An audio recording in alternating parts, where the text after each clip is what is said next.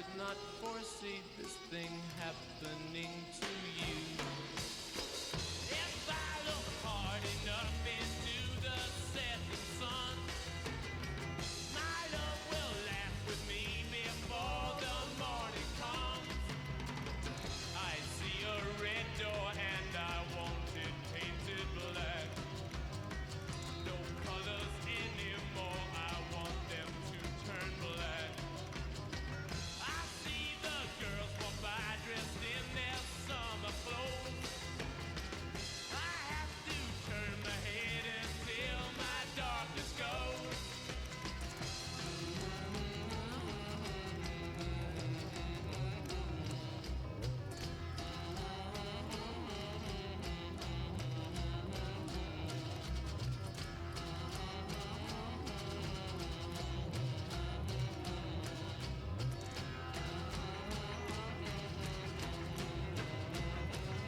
I wanna see a faded, faded black, black as night, black as coal.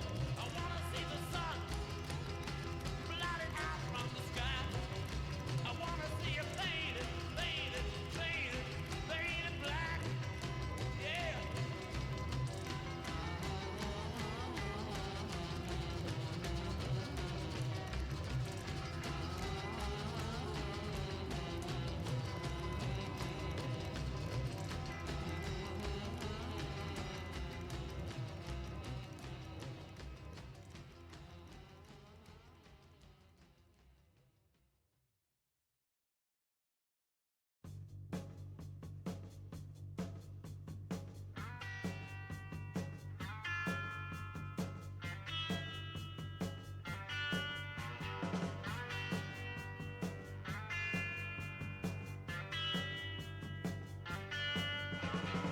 Some folks are born made to wave the flag. Ooh, they're red, white, and blue. And when the band plays "Hail to the Chief," ooh, they point the cannon at you. No, it ain't me. It ain't me. I ain't no senator. It ain't me. It ain't me. It is me. Hello. Welcome in, everybody, to another lovely MaxForge history stream. Hello, hello. How's everybody doing out here? Welcome. I caused myself psychic damage in Foxhole. Good God Almighty. Why would you do that to yourself again, Stoic? Truly, you are a man of stoicism if you keep playing that. You didn't sleep. What the fuck, Amphy? You're supposed to sleep. That's not okay. Why would you do that? I may be a wee bit slow today. Yikes. Why would you do that to yourself, dude? Insomnia said no? I think that might have been the amphetamines in your brain. Amphibitrix, more like amphetamine-bitrix. That was a tongue twister, I'm not gonna lie. That actually almost fucked up my brain. Anyways, what's up, everybody? Welcome to a very special Thursday night history lesson. We're going to be learning a lot about nuclear energy. We're going to be learning a lot about the Chernobyl nuclear disaster that happened several decades ago. And the reason why we're learning about that is because yesterday we played Stalker. I was supposed to do a stream about that yesterday. Fortunately, I didn't get around to it. And not going to lie, it was a very long process of getting this PowerPoint done because there's a lot of information about Chernobyl. And it's because of it's like one of the only things that the Soviets actually shared a lot of information about with other countries, specifically with the IAEA, which is the I believe it's the International Atomic Energy Association. So you're gonna be hearing a lot about those guys going into this, but we're gonna talk a lot about different stuff for nuclear energy. It's gonna be a good time, I think. I hope everybody enjoys it. I put a lot of time and effort into it, so who knows what happens with it. But as always, guys, if you haven't been to one of our history lessons before, normally these are on Wednesday, not Thursday night, so hopefully we have our normal turnout of people here in a little bit, but all good if not. So essentially what happens is whenever we go in here, we are going to watch a couple of videos about the subject, talk a little bit about it, and then at the end, we're going to get into a PowerPoint, go through that, teach the lesson. What can we learn about this subject? What did we learn? We're going to ask a few questions, maybe get into a debate or two, have a fun time with it. It's not going to be like a super over-the-top. It'll be serious at points, but it'll be fun. It'll be fun. I tried to mix it up this time. I want to go a little bit more fun with it this go around. A lot more clips are added here because I thought they would add a little bit of intrigue and finesse to this whole ordeal. So, yeah, I hope you guys enjoy it. But for right now, let's go ahead and turn off our music here, and I'm going to pull up our lovely little station here. Welcome to the classroom, everybody. Hello, hello. I'm going to make myself a little bit smaller. That way I know for a fact that people can see over here. All right, there we go. Hello, welcome in, welcome in. Hello, hello, hello. So I may fall asleep, I may not. I may start start saying shit I shouldn't. I may be good. Who knows? Sure as hell not Jeebus, because he left the room with my melatonin levels. All right. Fair enough. So, welcome everybody. Welcome in, welcome in. It's time. I have to moisten my whistle. I'm severely dehydrated, I think. Let me pull up our videos here. How's everybody doing today? I know Stoic's over here causing himself psychic damage, but how's Amphi aside from being tired? Are we good? Are we okay? Are we alive? Are we being chilling? Let's see here. We wanted to do... not that. I opened up the wrong thing. Whoops. We want to go to YouTube. There we are. There is a video that I wanted to show you guys about Chernobyl that I think is very good.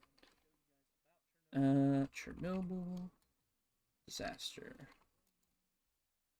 I alive and living, feeling good after D&D. Nice. Alright, so we got a couple to choose from here. I think we go... What was the one I watched? Yeah, okay, we're going to do this one. This is the one by On Demand News. And then we're going to watch one about How It Happened by Radio Free Europe, or Radio Liberty. So, we're going to watch both of those videos. They're both very good. I watched both of them. Uh-oh. 1 second, I got a War Thunder ad. And then once we get over to the War Thunder ad, we'll get up to this. Alright, here we go. 1 second, guys. Pull this up here.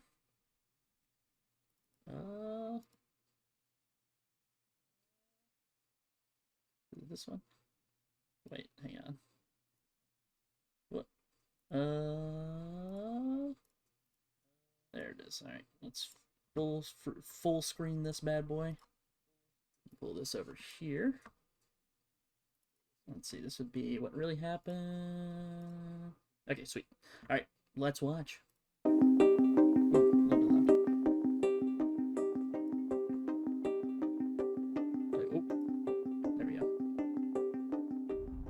More than 30 years on from the disaster that made its name infamous, the Chernobyl nuclear power plant still holds an uneasy fascination for many. The events of April 1986 have recently been dramatised in a HBO series. But what really happened? And why did it send shockwaves throughout the world? The Soviet Union invested heavily in nuclear power after World War II, and the V.I. Lenin nuclear power station, 10 miles to the north of Chernobyl, had become operational in 1977. There were 4 RBMK nuclear reactors at the site, each capable of producing 1,000 megawatts of electric power.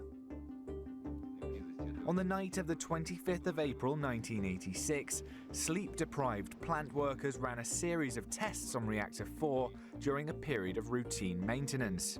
They wanted to see whether the reactor could still be cooled if the plant lost power. But they violated safety protocols and several power surges occurred inside the reactor. It led to a chain reaction of explosions powerful enough to blow off the steel and concrete lid. With the reactor's core exposed, radioactive material spewed into the atmosphere. Official reports claimed that 2 plant workers died in the initial explosion, but some estimates put the number closer to 50. Dozens of firefighters called in to extinguish the flames were also hospitalized with radiation sickness. With the Cold War still going on, the Soviet Union did all it could to avoid the disaster gaining international attention. It was 36 hours until orders were issued for the neighboring town of Pripyat, built for plant workers in 1970, to be evacuated. By the time airborne... For those of you who don't know how bad a nuclear disaster is, for something like this, right, there was only there was one other nuclear disaster that was as bad as this one, and it was also in Russia, and they actually covered it up, and no one knew about it, because we didn't have radiation detectors, as far as I know, that were good enough as they were in the 1980s. This one happened in 1957. We're going to talk about it. If you don't abandon an area fast enough and enough radiation gets in, you can have detrimental and life-changing effects on yourself. Some of these include cancer, birth defects in your children, infertility, brain damage, and radiation poisoning, which could kill you. They waited 36 hours. It was 24 to 36 hours. No one really knows how long it was. It was 24 to 36 hours that they waited to evacuate the town that was literally built to supply workers to the Chernobyl power station, the nuclear power plant. Whenever it exploded, there were reports from people in the town that they saw snow. It's April. It's late April whenever this happens. There might be snow in Ukraine, maybe. I doubt it, though. They're not that far north. But they've reported snow. That snow was debris, nuclear debris falling from the top of the sky, or from the sky, because of how high it exploded after the nuclear reactor exploded in reactor 4. Fun fact. And they still didn't abandon the town. People in the town saw that happen. Radioactivity was being picked up at Swedish monitoring stations, the Soviets could no longer sustain secrecy around the event. They made a brief announcement on April the 28th, and an outcry over the dangers posed by radioactive emissions began in many Western European countries. To contain the fire blazing in the exposed core, sand, boron, clay and lead were dropped onto the flames. The Soviets then tried clearing debris with remote-controlled robots, but when the machine started breaking down in the toxic atmosphere, groups of men were brought in to clear 100 tons of radioactive material from the area. So these guys right here, we're going to talk about them in a little bit too. These dudes that came through this door like this, that door could only stay open for like 2 seconds, and then those guys could only stay out there for 90 seconds because of how bad the nuclear exposure was. If they stayed out there for longer than 90 seconds, they risked serious bodily harm and injury to themselves. They were having to clean graphite. If you don't know what graphite is, it's really, really, really like big-time metal that can hold lots of radiation. It's what you're supposed to surround a core of a nuclear reactor with. That thing exploded, and so all the debris from it, which had all this radiation from however long that this reactor had been built for, which I don't think it was very long. I think it was like a few months. Exploded. All that radioactive material went all over the top of these roofs. And so they had to toss it off into the street so that they could then take a bulldozer and push it into a contaminated soil area and then bury it all so that it didn't continue to contaminate the area. And they could only stay out there for 90 seconds to do that. Can you imagine? 90 seconds. You run out there. You had this heavy-ass gas mask on. You're in, like, leather, essentially. Because that's what these suits are made of. They're essentially made of leather and, like, lead. You run out there. You're hot as hell. You have to take a shovel, flip it over. And God help you if you cut yourself or something on, like, anything that's up there. Because there could be sharp objects up there. You don't know. God help you if you do that. Because then you contaminated your suit and you have to go out inside immediately. And this is in Soviet Russia, so good luck. You're probably dead anyways. But, yeah, fun fact. Radioactive material from the area. Later in the year, the first steel sarcophagus was built to contain the plant's 4th reactor. Despite being structurally unsound, it would remain in place until 2016, when a new container was built. Even with this protection, it's estimated the zone around the reactor itself will not be habitable for another 20,000 years. Only The Soviet 20,000? Union eventually established a 19-mile-wide exclusion zone around the reactor, uprooting some 335,000 people.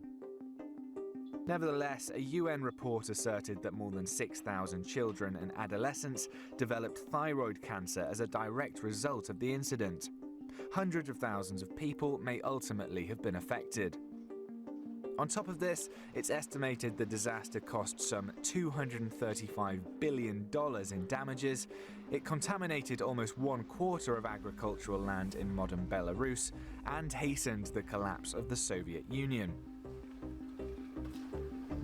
Other than a few scientists and tourists intrigued by Chernobyl's history, the zone around the power plant is now eerily quiet and remains off limits to anyone without a permit. Oh, not anymore. Hello? Are you guys back? Hello, hello? Can you guys hear me? Hello?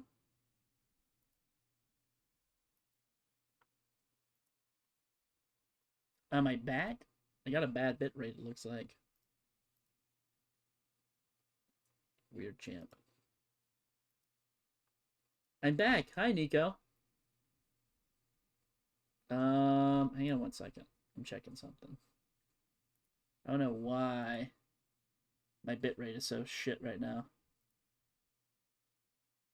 I have a very unstable connection.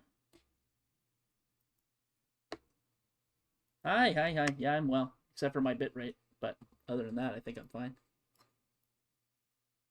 I like how I minimize my screen and OBS decides it's going to open up to full screen, even though I said not to.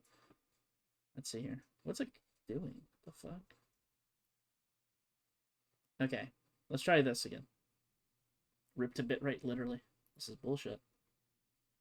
I think Twitch hates me. They don't want the truth to come out about Chernobyl.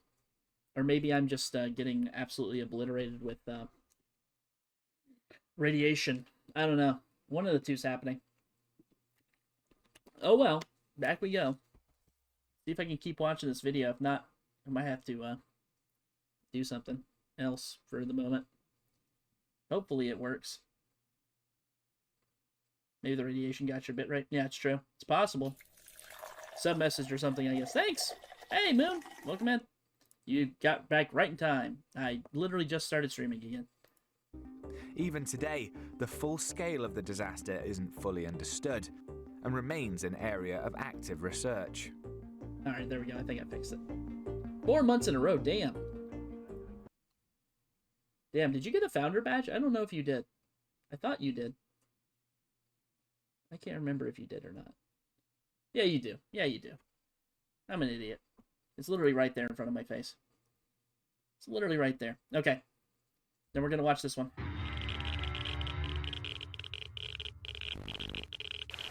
Coughs in 2 first today. No, thanks for the 2 first, The world's Stampy. worst civilian nuclear disaster took place when a reactor exploded at the Chernobyl power plant in Ukraine, then part of the Soviet Union. Present-day Belarus received 60% of the initial fallout. The radioactive cloud spread further to cover most of Europe. The Chernobyl nuclear power plant was one of the Soviet Union's most advanced I facilities. wonder if it's because of... The first 2 reactors became mean, operational Chickadee, in the nice. late 1970s.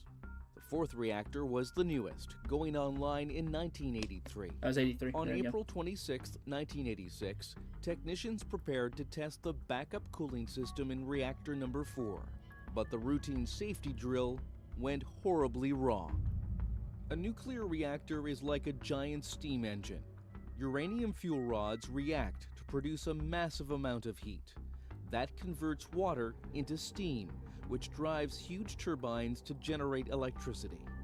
Control rods are inserted in between the uranium to slow the reaction. And it's crucial for cooling water to be pumped around the core to prevent overheating. But as the test began, almost all of the control rods were removed, and technicians lost control of the flow of coolant. Temperatures soared, and nice. extreme heat began to melt the core. At 1:23 a.m., Reactor 4 Look exploded. at that shit. It Isn't that spewed crazy? So after that reactor exploded, it caves in the roof, and all you see is a giant nuclear reactor. If you know anything about nuclear bombs, and you know how they work, you know this is very bad. This is very bad. 8 tons of radioactive debris into the atmosphere. 115,000 people were evacuated from a 30-kilometer zone around the plant. The battle to put out the fires inside lasted for 15 days. More than 500,000 military and civilian personnel were drafted to deal with the accident and its aftermath. 31 of the initial firefighters and plant workers died within days from acute radiation sickness. The toxicity of the radioactive cloud was equivalent to 400 Hiroshima atomic bomb explosions. 400! Crews hastily built a Did you concrete hear that? sarcophagus to 400. encase the entire reactor. 400 Hiroshimas. 400. That bomb killed like 100,000 people.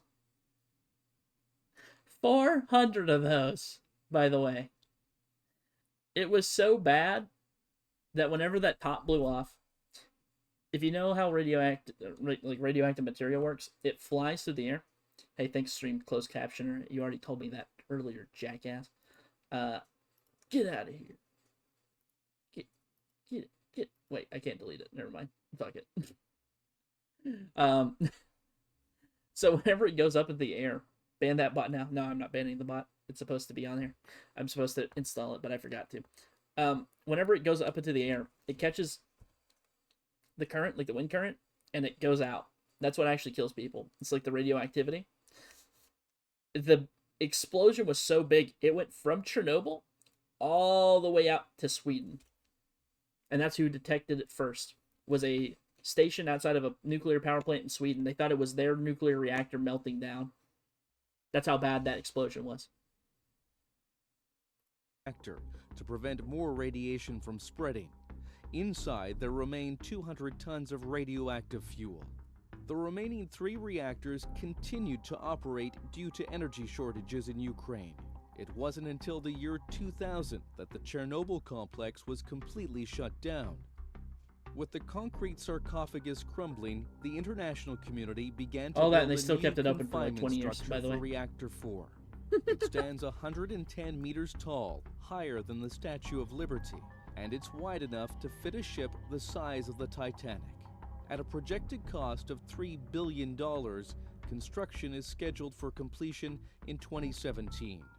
One of Chernobyl's iconic red and white chimneys will be dismantled, and the massive steel dome will slide over reactor number 4. The confinement structure is expected to last for at least 100 years. Only 100 years. You also can't move back there until, like 20,000 years from now or something crazy like that. So that's fun. Fun news, by the way. Okay, so apparently I cannot use my right screen right now. So I don't know what's going on. I think it might be my computer that shits. 23,000. Yeah, probably right. That sounds right. I want to do one more because I need to actually, like, be able to, like, fix my stuff on the minute. So let's, trying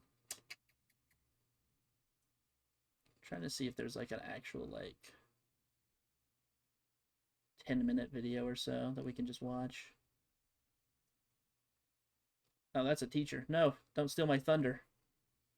Let's go with, let's do this one. This is like 10 minutes. I hope this is a good one. I hope this is not bad. Hey, boo, progressive, boo. Boo, progressive, boo. Get out of On here. April 26, 1986, the Soviet Union's Chernobyl power complex nuclear reactor 4 exploded. The explosion was caused by major fundamental flaws in the reactor design on top of a total disregard for protocol by some of the higher-ranking people in charge, despite some serious reservations from more junior members of the staff.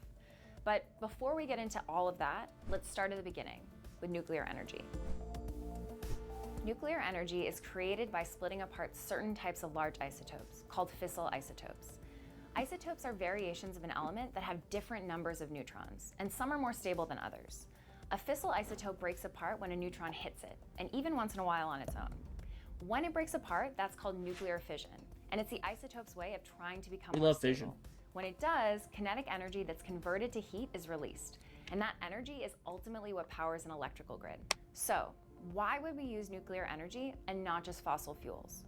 Well, the energy released from one fission reaction is around 1,000,000 times greater than the energy released when one fossil fuel molecule is burned. Now back to Chernobyl. There were many reasons Chernobyl exploded. To understand them, let's first take a look at how the reactor worked and was controlled. The Chernobyl RBMK-1000 reactor is a model specific to the former Soviet Union. Ah! God. It has Help. never been used anywhere else. No more. Nuclear power is considered safe as long as protocols are followed, Ugh, it was proper like a jump materials are scare. used, and the reactor is designed to keep itself at a stable power level. All So reactors in RBMK operation today have this design feature. Fun fact, but RB the reactors at Chernobyl the RBMK reactors are, I'm trying to remember what I think it's like positive coefficient void is the term that they use. A positive coefficient void essentially is like the opposite of what every single modern reactor uses. And the reason why they did that is they thought it would produce more power, which it does. The problem is it's unstable, and if you're a Soviet, like a communist, you don't build things right whenever you're building it because you run out of material, and then you have a bunch of people from the Politburo essentially bureaucratizing the building materials and stuff like that for like other things. So the RBMK reactors that were built inside of Chernobyl were done improperly, and so that's why they went haywire, aside from the obvious issues with like lowering the power down. Even if they lowered the power down, an RBMK reactor should not have gotten that unstable from just lowering the power down to the amount that they did. But because they didn't do the proper test protocols for the other 3 reactors and then tried to do the 4th reactor once it finally was up, and they built it improperly, that's why this one exploded. They also had a leak, and I think it was reactor 1 earlier in the decade. Fun fact. Chernobyl didn't. Chernobyl had 2 Like disasters all in a modern decade. reactors, Chernobyl used uranium dioxide fuel enriched with uranium-235, 235, an isotope baby. of uranium that's My really favorite prone element. to undergo fission. That's When not true. uranium-235 is hit by a neutron, it splits into 2 It other explodes. atoms, plus 2 to 3 other neutrons. One of the atoms sometimes produced by uranium-235's fission is xenon-135, which played an important role in the accident, so I'll get back to that shortly. Those 2 to 3 neutrons released are important because some go on to hit other atoms of uranium-235, continuing the chain reaction and continuing to create energy in the reactor. The RBMK-1000 reactor used large graphite blocks to moderate the speed of the neutrons, slowing them down by reducing their energy. Although it may sound counterintuitive, fast-moving neutrons are less likely to hit and break apart uranium-235. They simply whiz by too fast. By slowing them down, it increased the chance that each neutron would hit uranium-235 and cause it to undergo fission, keeping the reaction going and releasing energy needed to heat water in the reactor. And that water is essential. The whole point of uranium-235 fission is to create enough energy to boil water in the reactor into steam. That steam is what spins the turbines that drive the electricity generators to power the electrical grid. Okay, so now we have a good idea of how we can keep a reactor generating energy. But what about if we want to slow it down or even stop it? The general way to slow down a reactor is to have fewer neutrons hitting and splitting apart uranium-235. And the way to do that is by having neutron absorbers. So, in addition to being used to create steam, water was also used in the reactor to act as a neutron absorber. Every element absorbs neutrons to some degree, even the hydrogens and oxygens in water. While each individual hydrogen and oxygen atom aren't that likely to absorb neutrons, there is so much water in a reactor that combined, the water acts as a good absorber. If that water were to disappear, it would throw the neutron balance out of whack. Another absorber is xenon-135, the uranium-235 fission product I mentioned earlier. Xenon-135 is a very good absorber. It's excellent. One of the best of all the isotopes One of the in greatest. universe. Not as good as Just thorium, a tiny though. bit can completely stop a nuclear chain reaction. Actually, no, I think And that's finally, wrong. Never mind. boron Don't carbide listen to me. control rods. I'm not a nuclear Boron scientist, carbide guys. absorbs neutrons I'm a extremely teacher. well, slowing down the nuclear chain reaction. The RBMK-1000 reactor had over 200 of them, and they were moved in and One of out the best, truly to the greatest of all decrease and time. increase So the true. rate of fission. So God, you all gotta of be doing these the things work together to impersonation. keep fission going while still controlling it. Let's very briefly turn to physics to explain why Chernobyl's reactor was so different from the ones in operation today. Physical. Today's nuclear reactors are designed to have a negative void coefficient. Ah, there it is. Which might Boom. sound very complicated, but here's the basic premise. It's a negative feedback loop. If the water in a reactor starts to run low, the reactor power drops so that it doesn't get out of control. Correct. That was not the case with Chernobyl. To cut costs, the RBMK reactors were the only commercial reactors in the world designed with a positive void coefficient, which is a have to positive constantly feedback cool loop. them. So unlike other reactors, as water boiled into steam or leaked out and that void was created, instead of power decreasing, it increased, which caused more water to boil, more steam to form, and the cycle to continue. It's a horrible design. Okay, so this is probably the dumbest thing that nobody talks about. Everyone complains about all this stuff that happened with like the response and everything. Nobody talks about this is what actually pisses me off about this whole thing. And they touched on it in the Chernobyl TV show, which I really enjoyed. Nobody ever blames the designer of the RBMK reactor for being the dumbest fucking person on the planet Earth. Who in the fuck thinks that I should put more water into this big hot thing to make more steam, and therefore it should get hotter as I put more water into it? No. No one does that. No one thinks that. Who in the right mind? That means you would have to get it so hot to an extent that it would shut down. But it's not going to do that because it's going to overheat and explode. It's really fucking stupid. It's really dumb. It's a horrible design flaw, which is why the RBMK reactor is the last of its kind. There's no positive void coefficients anymore. Any nuclear energy person, any nuclear engineer, any scientist is going to tell you positive void coefficient is the dumbest fucking thing of all time. And they're right. Anyways, let me get off my soapbox real quick. Sorry about that. I'll admit that there are a lot of things going on here, but I'm about to bring them all together. What exactly happened the night of April 26th, 1986? Horribly stupid things. Well, the irony of that night was that they were actually doing a safety test on Chernobyl's reactor 4. They wanted to... Which they did the day prior, actually. They were supposed to do it the day prior. They shut all that stuff down. They put it in low power mode for an entire day, by the way. Which means it had no water going into it. Which means it heated up so fucking much. To see if, in the event that the reactor lost power, it could keep its own safety systems running until the backup generator kicked in. That safety test was, as you'd imagine, never completed. The safety test required that the nuclear reactor's power be turned down, and it was by lowering the control rods, but it was turned down below what normal operating protocol allowed. Turning it down so low was an issue because xenon-135 was still being created and absorbing neutrons. Some xenon-135 is unavoidable, but you don't want too much of it because it can keep the power too low. And that's what happened on the night of April 26, 1986. That night, the power was way too low, and they knew it. But because of all the xenon built up, they were in a bind. The only way to raise the power was to start removing control rods, which, remember, are there to absorb neutrons and keep uranium-235 fission from happening too often. Under orders from shift supervisor and deputy chief engineer Anatoly Dyatlov, the operators made the disastrous mistake of removing all but 8 of the over 200 control rods in blatant violation of safety procedures. What they should have done was raise the power slowly and safely over the course of a couple days to get it to a place where things moderating and controlling the reaction were again balanced, and there wasn't a danger of too much pressure building. With the control rods out, the power went up, but only slightly. And xenon continued to build, keeping reactor power low. The next step in the safety test was to shut down the pumps that would normally be sending water through the reactor. Without that water, uranium fission increased. And without the control rods in, there was no stopping the next series of events. Power began to increase, and with that, water at the bottom of the reactor core boiled and turned into steam. With the water pump shut down for the safety test, no water rushed in to replace it. The fact that positive void coefficient... Look at this, how low this water is on this example, right? Let me turn off these killer schedules. There's no water in this. It's still producing steam. Still down here, still producing steam this entire time. It is not shut off. It's been in low power mode all day. Right? To see if its safety features are on. Which means the safety features had to kick on at some point, right? After a certain amount of time, you would think, maybe, if it's in low power mode for as long as it is, maybe the safety stuff would shut back on. Like, hey guys, we're on low power mode still. It did not. And it still gets hotter, and it gets hotter, and they pump more water into it until they tried to shut it down and dump the material out of it, and guess what happens? That I it gets mentioned earlier stuck. Was making things worse, and steam and pressure explodes. was building in the reactor. fast. Because all the steam As that it power produces. shot up, at least 'Cause it's one of the fucking workers dumb. at Chernobyl responded as they were trained to. They hit the emergency shutdown button, which inserts all of the control rods at once to stop the reaction. But they were past the point of no return.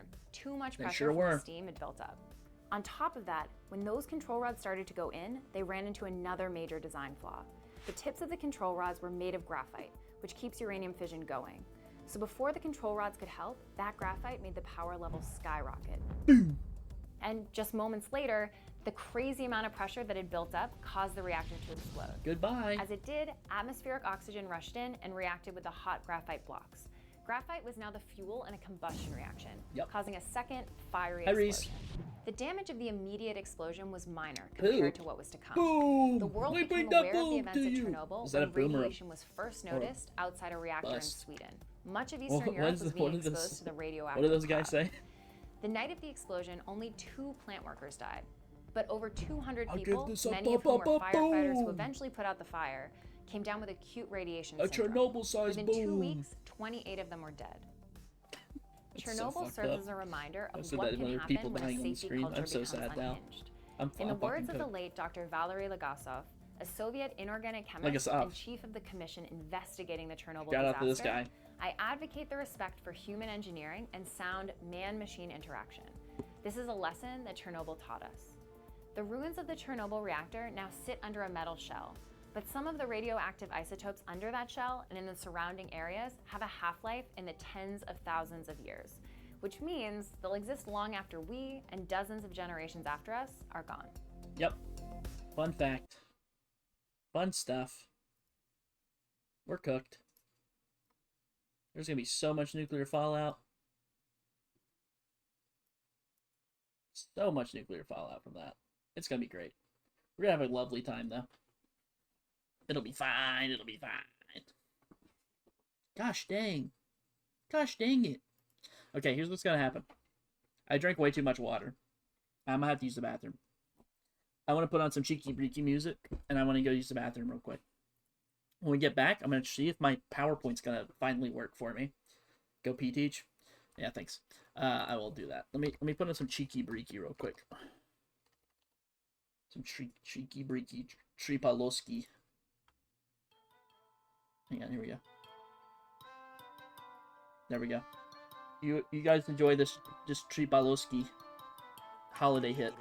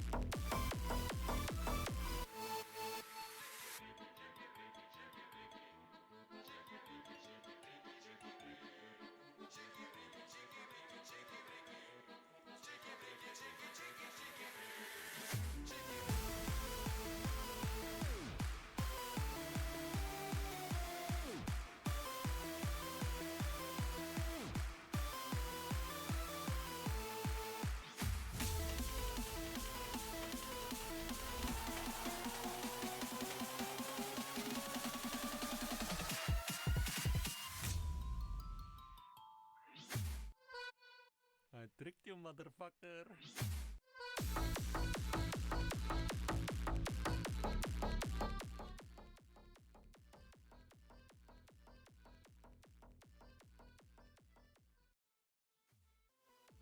Okay, I'm back. Hey. Hey! Hey, what's going on? Okay. I'm gonna try my best to make this PowerPoint work. I don't know what's going on. Like, half my my screens on my right side are not working, so I'm gonna have to do, like, one screen handy over here. Give me, like, 2 seconds here, guys. Actually, here's what I'm gonna do. I'm gonna put on some like Soviet, like, I'm gonna put some 80s music on since we're going through the 80s. How about that? We'll listen to some I don't know, something from the 80s. I have no idea. Oh, I actually I do know what we're gonna listen to. We're gonna listen to some Hall & Oates. There we go. Sweet. Okay.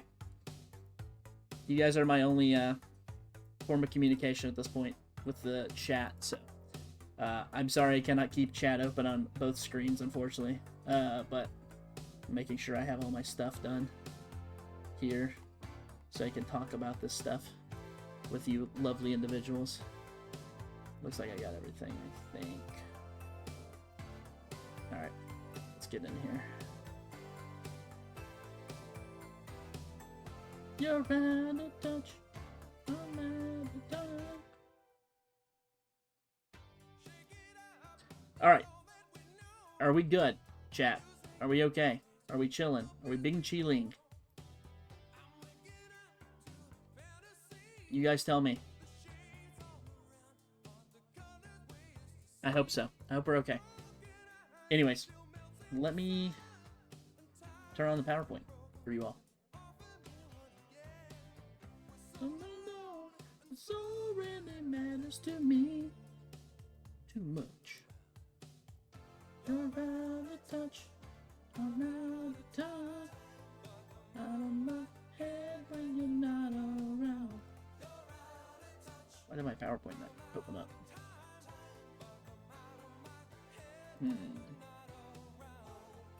Oh, this is great. First this, now that. I'm gonna cry. That is not what I want. Why is this not working? The fuck? Alright, hold up. Let's try this again. Between the two sheets. Okay. Can you guys see this? I don't think you can. Fuck. Alright, hang on. I'm gonna have to exit out of this real quick. 1 second.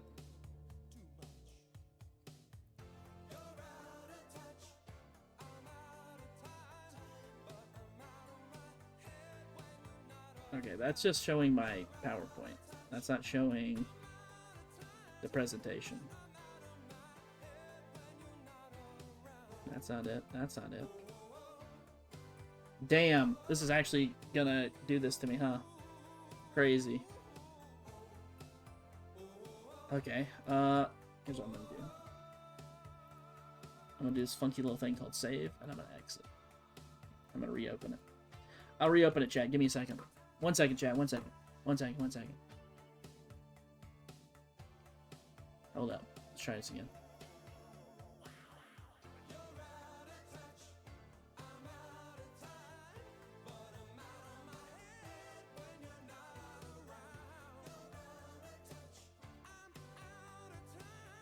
What the fuck?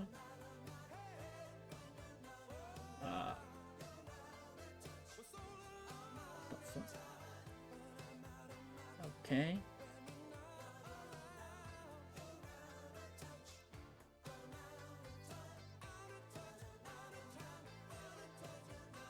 Interesting.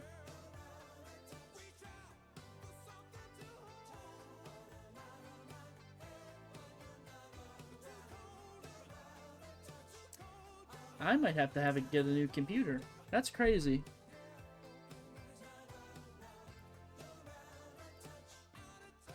Why is this not working right here?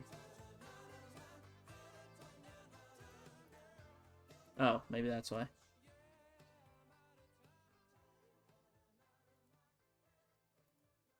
Okay, let's try this. Is this working?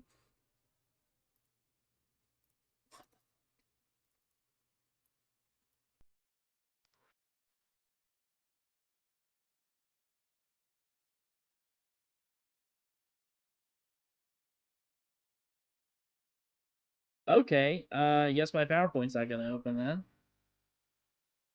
Well, guess we'll go from the display. There we go. Okay. There we go, guys. I guess we're gonna have to do this way. Sorry about the stuff at the bottom. I can't really change that. Okay. Let's actually get this shit started now. Sorry about that. I don't know what's going on with this. Like, stuff's being really weird.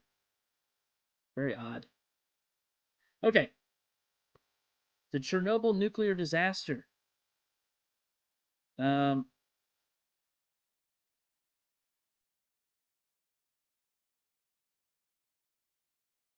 What's going on? Oh. Why do I have 26 Chrome tabs open?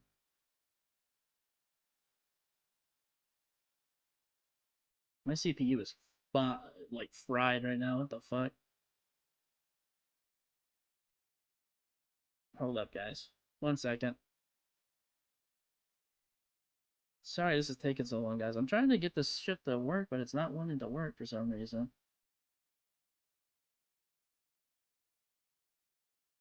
I want to stop the music for a moment. Maybe it's cooking my CPU too much to have that on. I don't know.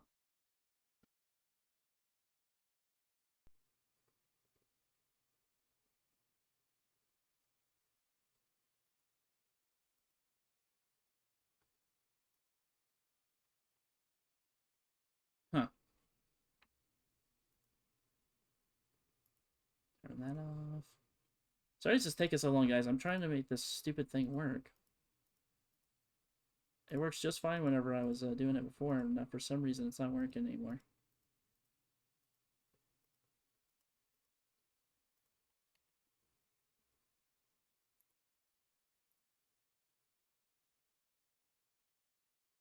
Hmm.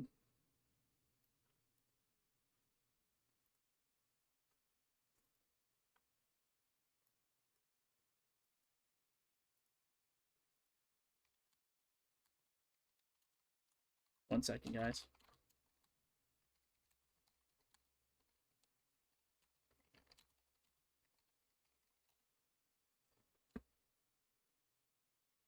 What is happening right now?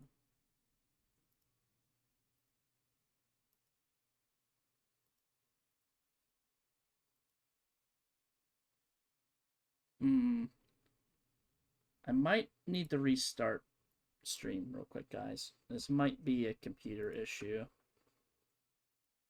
I might have to start over real quick. I hope that's not too terribly inconvenient for you all. Let me...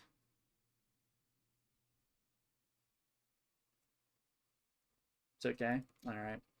This is what I'm going to do. Let me restart stream real quick. I'll be right back. And then we'll get this started again. Sorry. I'm going to stop stream. I'll be right back. Give me like 5-10 minutes. And I'll be back. Sorry, guys. Alright.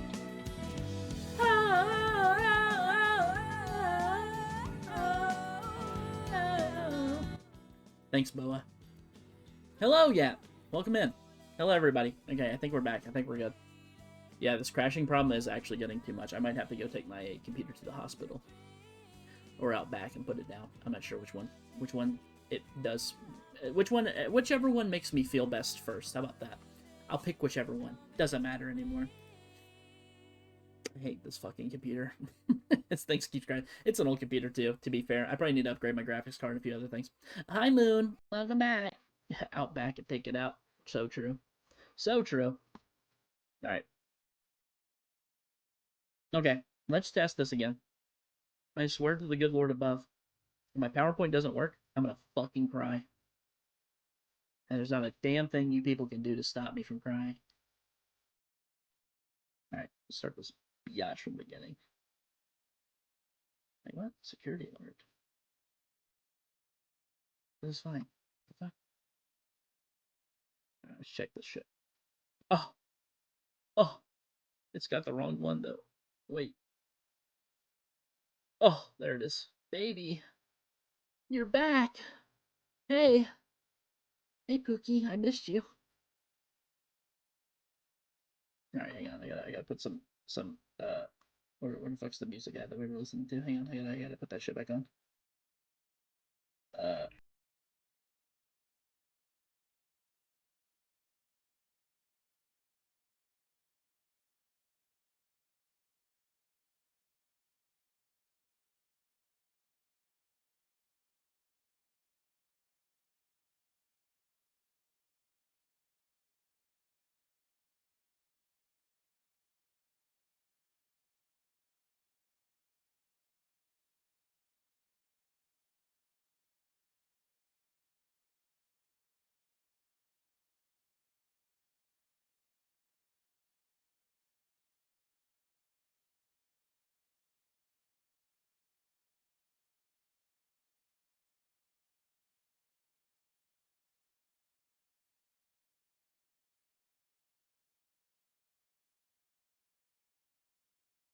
Distracting.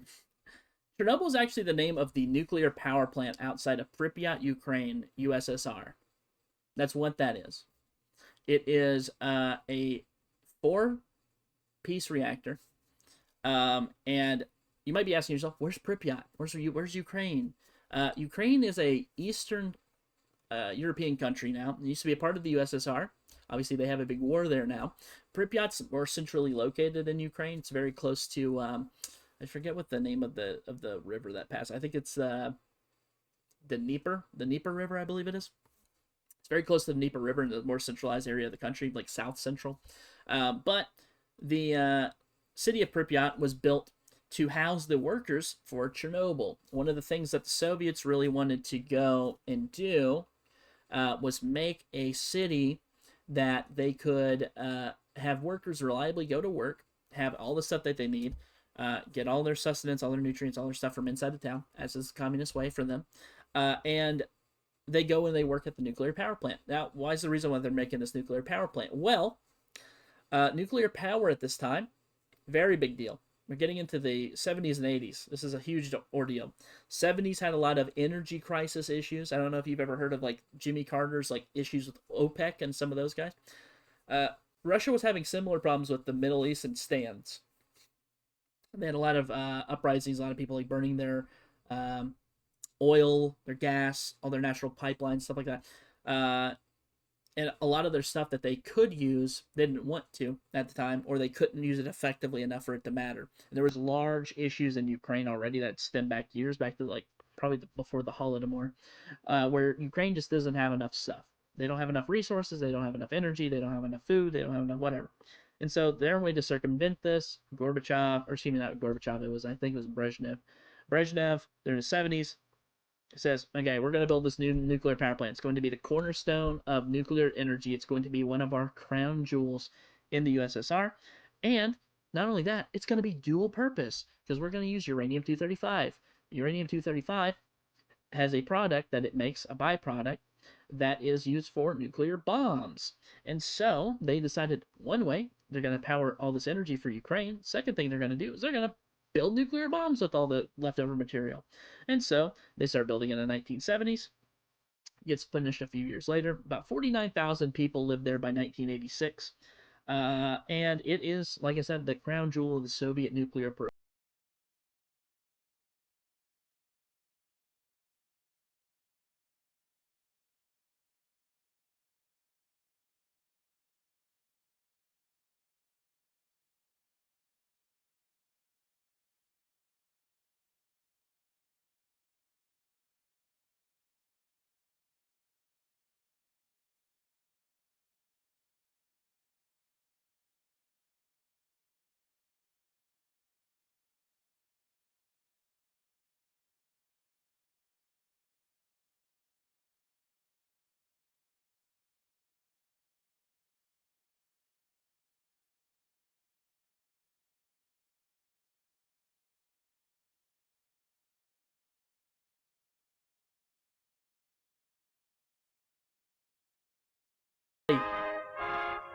Are we watching?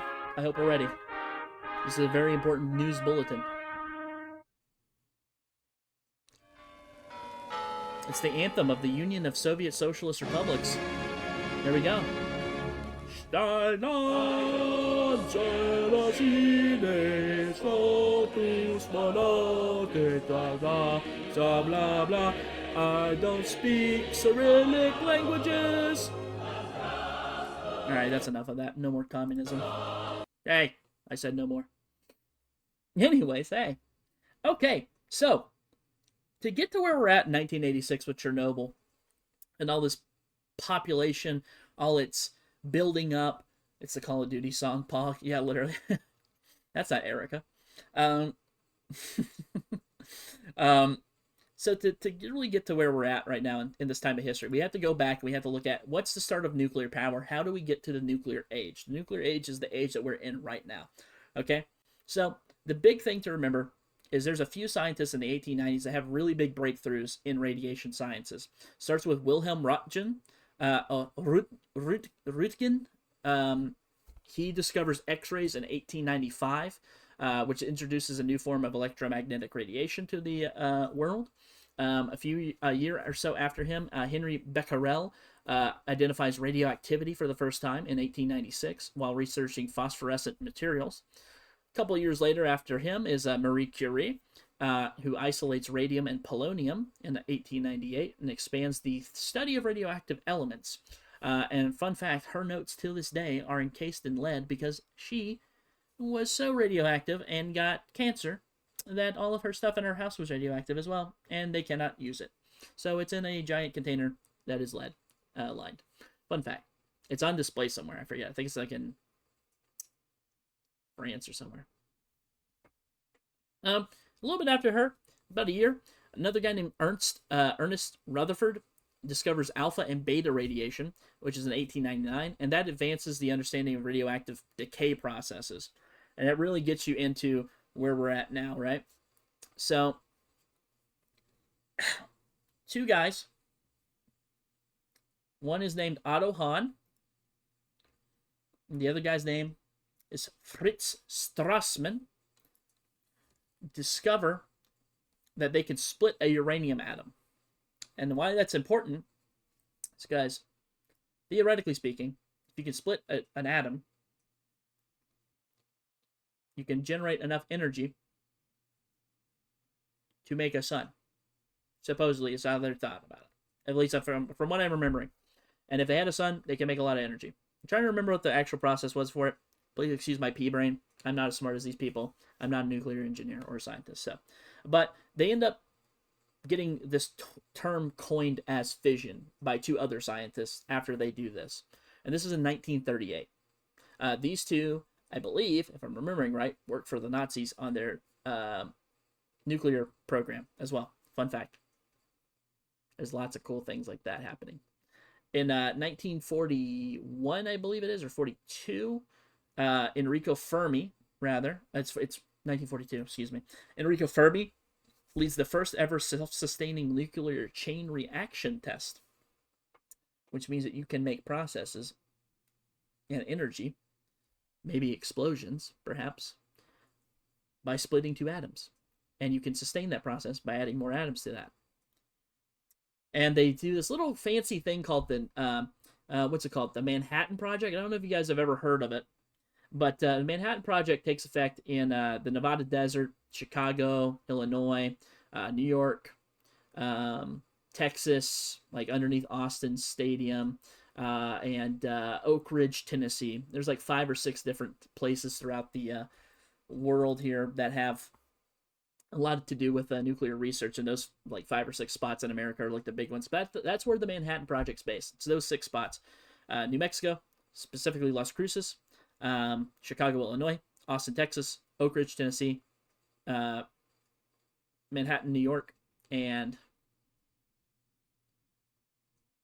I forget what the other one. I think Los Alamos is the other one. Actually, I think it is Los Alamos instead of Las Cruces. I think it's Los Alamos. And so they end up making the atomic bomb to fight the Nazis, right? Because the Nazis already have their nuclear energy program. Problem is, the Nazis quit the war before they end up getting to use the bomb. And so the new president of the United States, after FDR dies, Harry Truman, says, we're going to use it on the Japanese because it's going to be a better use of our time to do that. than it is to waste this bomb. So, thank you for the water review. So, what they end up doing is they conduct a thing called the Trinity nuclear bomb test.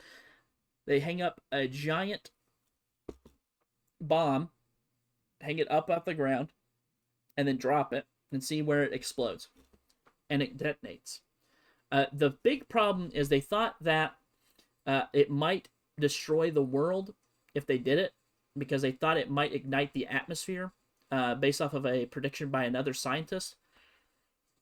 In fact, Oppenheimer goes to, I forget what the university is, but he goes to see Einstein and talk to him about, is it theoretically possible that you absolutely will destroy the world that if we drop this bomb? And he's like, I don't know, go talk to Fermi about it. And so they go and consult with Fermi. And Fermi says, no, it's not going to happen. It's impossible. So they light it. Boom. Explodes. Big-ass nuclear bomb. First of its kind ever tested on American soil. Shout out America, USA. And then we dropped 2 more bombs. We dropped 2 bombs. One on Hiroshima and the other one on Nagasaki. They're called Fat Man and Little Boy. That drops on Japan. Japan surrenders, and that's the end of the war. And then, 6 years later or so, there's lots of nuclear stuff going on. Well, there's a little thing called EBR-1. And EBR-1 is the first nuclear reactor to come online in the world. It is online in Arco, Idaho. It's out in the middle of fucking nowhere. And it is, I don't know if it's still there to this day, but I know it was very revolutionary for the time. But, moving on. Let's watch a video of the Trinity test. How out? Yeah, that's what it looked like right there. That's original footage of the first atomic bomb right there being dropped ever. That right there.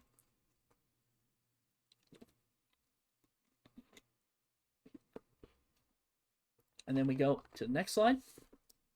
This is a bit over the top, but let me show you guys this real quick. If you are squeamish or you have a sensitivity to bombs being dropped or something like that, please cover your eyes. This one does, it doesn't have pictures or anything, I don't think, of anything horrible. I think it just, well, actually it does. It has a few of the aftermaths of stuff. So if you have a problem, actually, I'll just stop it before it gets to that part, because I think it does the bomb right before it, so it should be fine. It should be okay. We'll do that. Let me check here.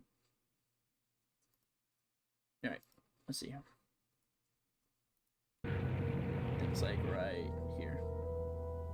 This is the dropping of the bomb on Hiroshima. Oh, wait. Does it stop playing? Wait, sorry. Wait, 1 second, guys. Sorry about that. Let me start over. It's not going to show anything graphic. I'll stop it like right here.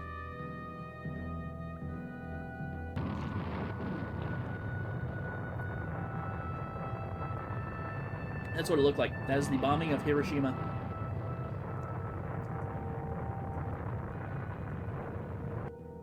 And that was the aftermath.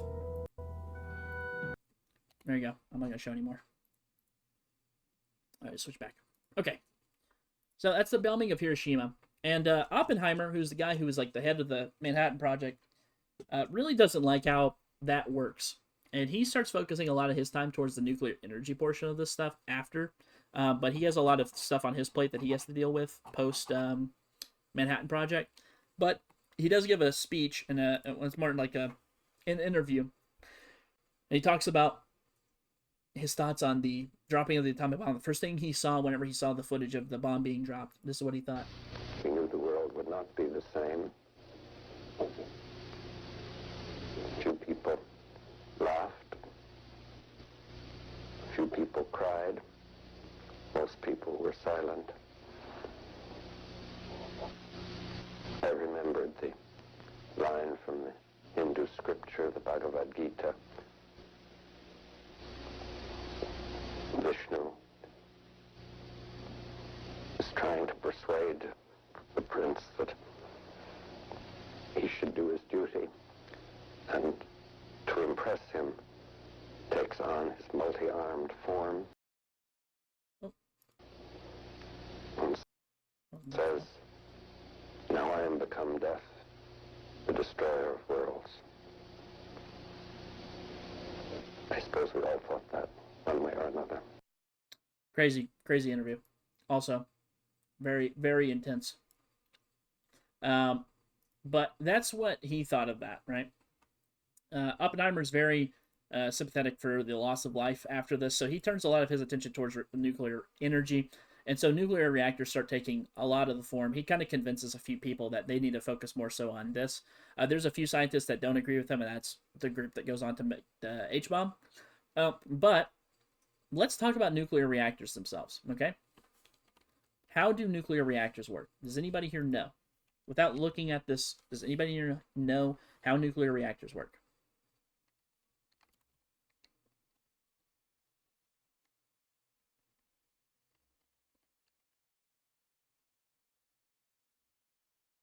Anybody? Anybody at all?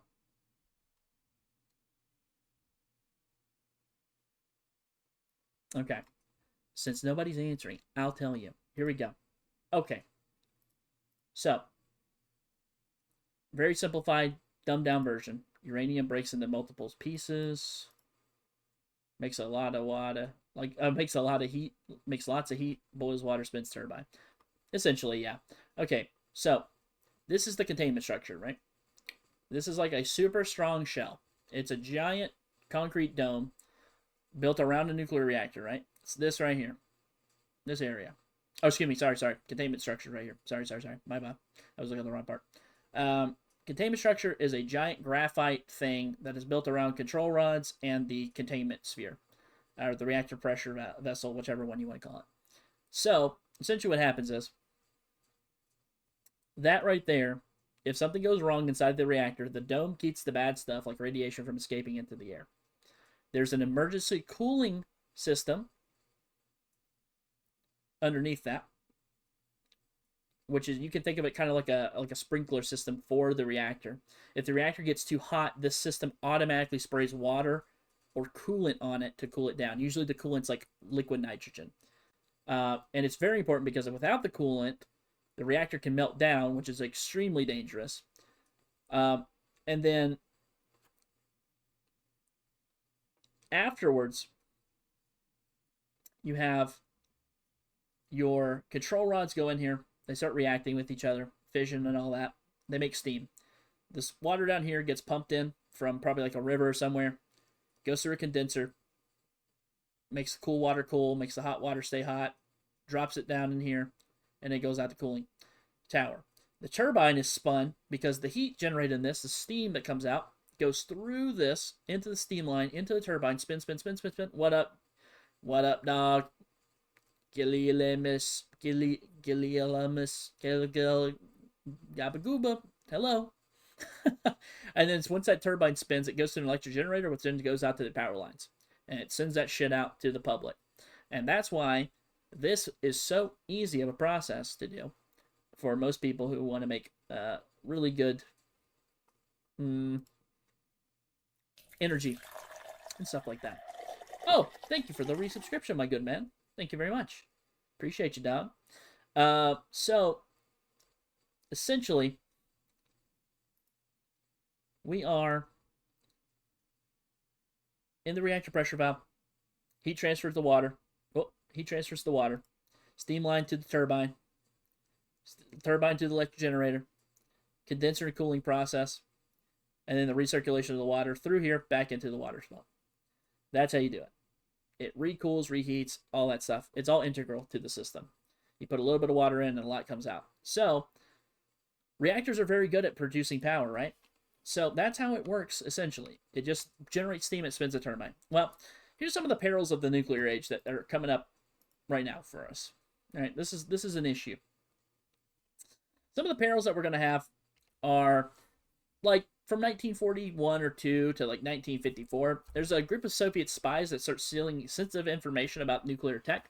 And these guys are known as the Cambridge Five. There's also Klaus Fuchs and the Smythe Report. The Smythe Report is something that America put out and circulated to, I believe, the English after we did our atomic bomb tests because the English are our beddies, right? So we send it over there. These guys named the Cambridge Five are good-for-nothing little scumbags. They are essentially 5 people that work at Cambridge that are all hired by the Soviets to spill top-secret information out and to the Soviets. The 5 gentlemen's names are, I'm trying to remember, I believe it's Donald McLean, Guy Burris, Kim Philby, Anthony Blunt, and John Cairncross. John Cairncross is the big one, I think, though. He's like the main guy. But those 5 guys start leaking information that America sends to Britain out to the Russians. As well as there was a person inside of the program, the Manhattan Project, I believe it was named Klaus Fuchs. I think he's the one that gave a bunch of information to the Soviets after he got brought over. But I could be wrong about that. No, excuse me, he's the German. There's a German that gets captured shortly afterwards. Oh, no. Wait. No, Fuchs is the one. He gets brought out of Germany. He gets put on the Manhattan Project, and he leaks the American, British, and Canadian Manhattan Project to the Soviet Union shortly after World War II, and that's how the Soviets get nuclear energy. Or they get nuclear power. They get the ability to make nukes now. It's a big problem for America. So in 1949, they formed NATO as a way to stop Soviet aggression. And in response, the Soviets start the Warsaw Pact, which is the start of the Cold War, theoretically. I think it actually starts in like 1947, but the formation of NATO and Warsaw Pact are like, we're putting our feet in the sand, right? This is where we draw the line. In December 8th of 1953, though, there is a event that happens with Dwight D. Eisenhower, former Supreme Allied Commander of Europe. He is giving a speech to the UN, and it's called Atoms for Peace. Atoms for Peace is this idea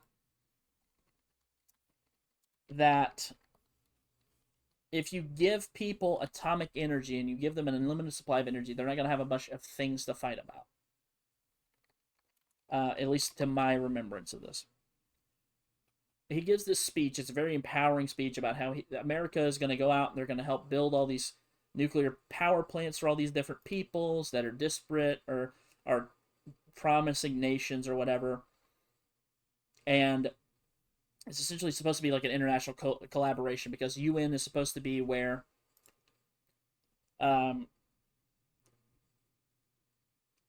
it's supposed to be where America and the UN kind of become like this joining power where we're like the superpower, but because we're the superpower, we're also helping out the world.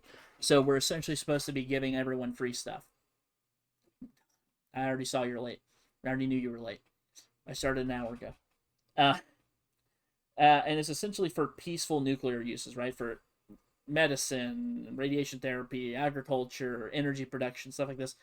We end up actually sending an American company called American Machine and Foundry out to Israel and Pakistan to build 2 nuclear power plants. One for Israel, one for Pakistan. That is how those 2 countries become superpowers. Or, excuse me, nuclear powers.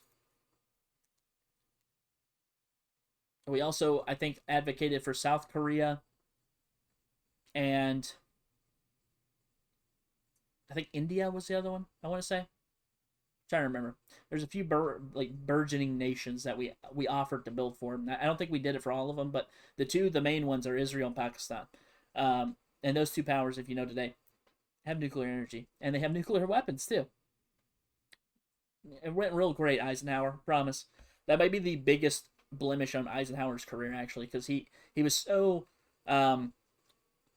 gung-ho for like collaborating with all these people because he fought with the Europeans and stuff, and he saw how like the world could unite around a cause, and he thought very optimistically that everyone's going to want to go that with everything that America wants to do, because this is the future, right? We're going into the atomic age. This is the nuclear age. We're going to burst out of our mortal coils and become greater than thou is where science fiction and all this shit starts popping up, right?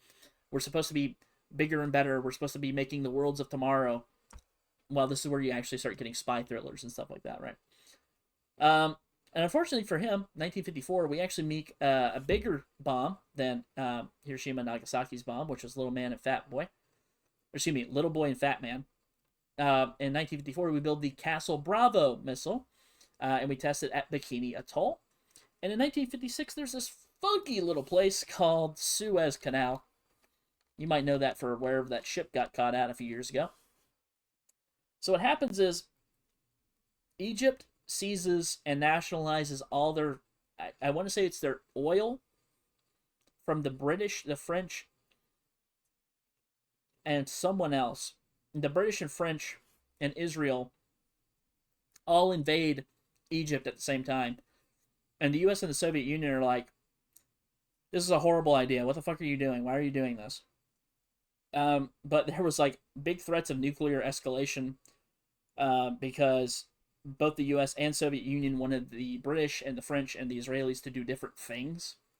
They're both pressuring them to leave, but it's more so like, this starts like the battle of like, are you going to be on our side, or are you going to be on the communist side? Or are you going to be on the dirty capitalist side, or are you going to be on the communist side, the cool guys? And it kind of does like this whole political, like, intrigue battle that they have to do for like years with the Soviets. And it's like Soviet have like nuclear posturing because Nikita Khrushchev's in charge now, and we have, you know, Dwight D. Eisenhower is about to get out of office. And it really shows that there's only two big powers right now, right? It's the US and the USSR. France, Britain, all these other countries are going to be second fiddle players for the rest of their time.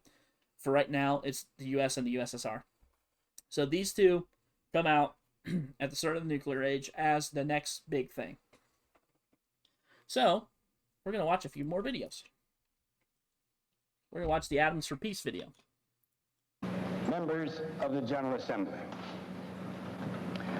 When Secretary General Hammarskjöld's invitation to address this General Assembly reached me in Bermuda, I was just beginning a series of conferences with the Prime Ministers and Foreign Ministers of Great Britain and of France. Our subject was some of the problems that beset our world. During the remainder of the Bermuda Conference, I had constantly in mind that ahead of me lay a great honor. That honor is mine today, as I stand here privileged to address the General Assembly of the United Nations. At the same time that I appreciate the distinction of addressing you, I have a sense of exhilaration as I look upon this assembly. Never before Preach, Eisenhower, preach. has so much hope for so many people been gathered together in a single organization. Your deliberations and decisions during these somber years have already realized part of those hopes. But the great tests and the great accomplishments still lie ahead. And in the confident expectation of those accomplishments, I would use the office, which for the time being I hold, to assure you that the government of the United States will remain steadfast in its support of this body. This we shall do. See how he shows that? Eisenhower's probably the only president, I think, in history that actually wanted the UN to, like, work. Because after him is, like, Kennedy. I don't know if Kennedy really cared about the UN all that much. After Kennedy's Nixon, or excuse me, Lyndon B. Johnson, he definitely didn't give a shit. Nixon definitely didn't. Ford didn't. Reagan didn't. Clinton didn't. Bush Sr. and Jr. didn't. Obama didn't. Trump didn't. Clinton didn't. I'm trying to think who else. Oh, Biden didn't either. Yeah. Every single president after Eisenhower doesn't care. In the conviction that you will provide a great share of the wisdom, of the courage, and the faith which can bring to this world lasting peace for all nations and happiness and well-being for all men. Clearly, it would not be fitting for me to take this occasion to present to you a unilateral American report on Bermuda. Nevertheless, I assure you that in our deliberations on that lovely island, we sought to invoke those same great concepts of universal peace and human dignity which are so cleanly etched in your charter. Neither would it be a measure of this great opportunity merely to recite, however hopefully, pious platitudes. I therefore decided that this occasion warranted my saying to you some of the things that have been on the minds and hearts of my legislative and executive associates, and on mine for a great many months. Thoughts I had originally planned to say primarily to the American people. I know that the American people share my deep belief that if a danger exists in the world, it is a danger shared by all. Yep. And equally, that if hope exists in the mind of one nation, that hope should be shared by all. Yep. Finally, if there is to be advanced any proposal designed to ease, even by the smallest measure, the tensions of today's world, what more appropriate audience could there be than the members of the General Assembly of the United Nations? I feel impelled to speak today in a language that, in a sense, is new. One which I, who have spent so much of my life in the military profession, would have preferred never to use. That new language is the language of atomic warfare.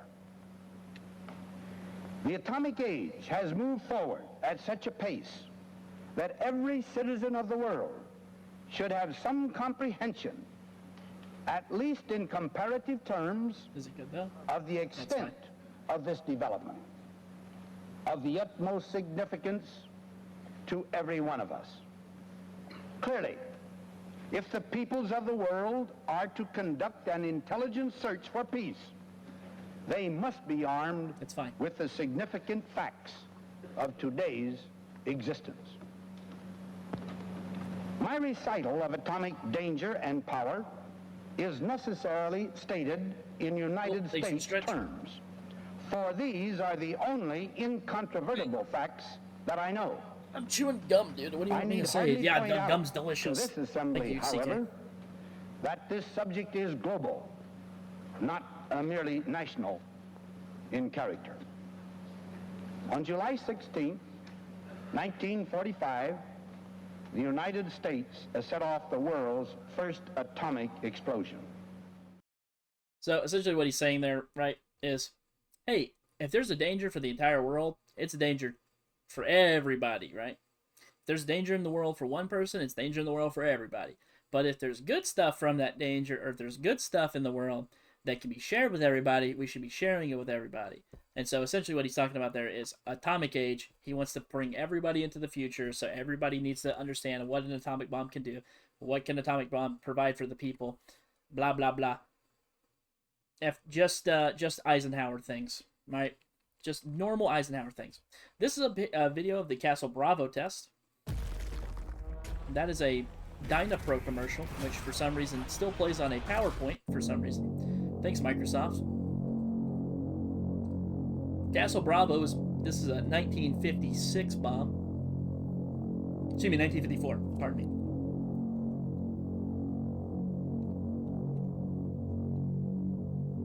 I want to say that's like 10 to 100 times more powerful than Hiroshima and Nagasaki. Look how high that thing goes up.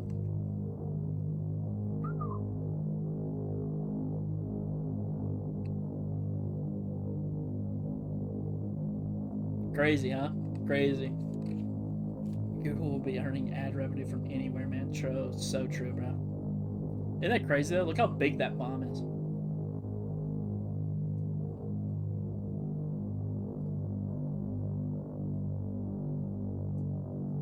You are goofy.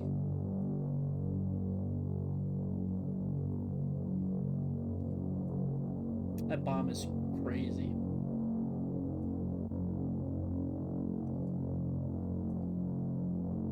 Anyways, Castle Bravo test, very important. All right, so... Oh, did I skip? Oh, no. All right, so let's get back into it. 1957 happens, right? There's a funky little thing here called the Kishjim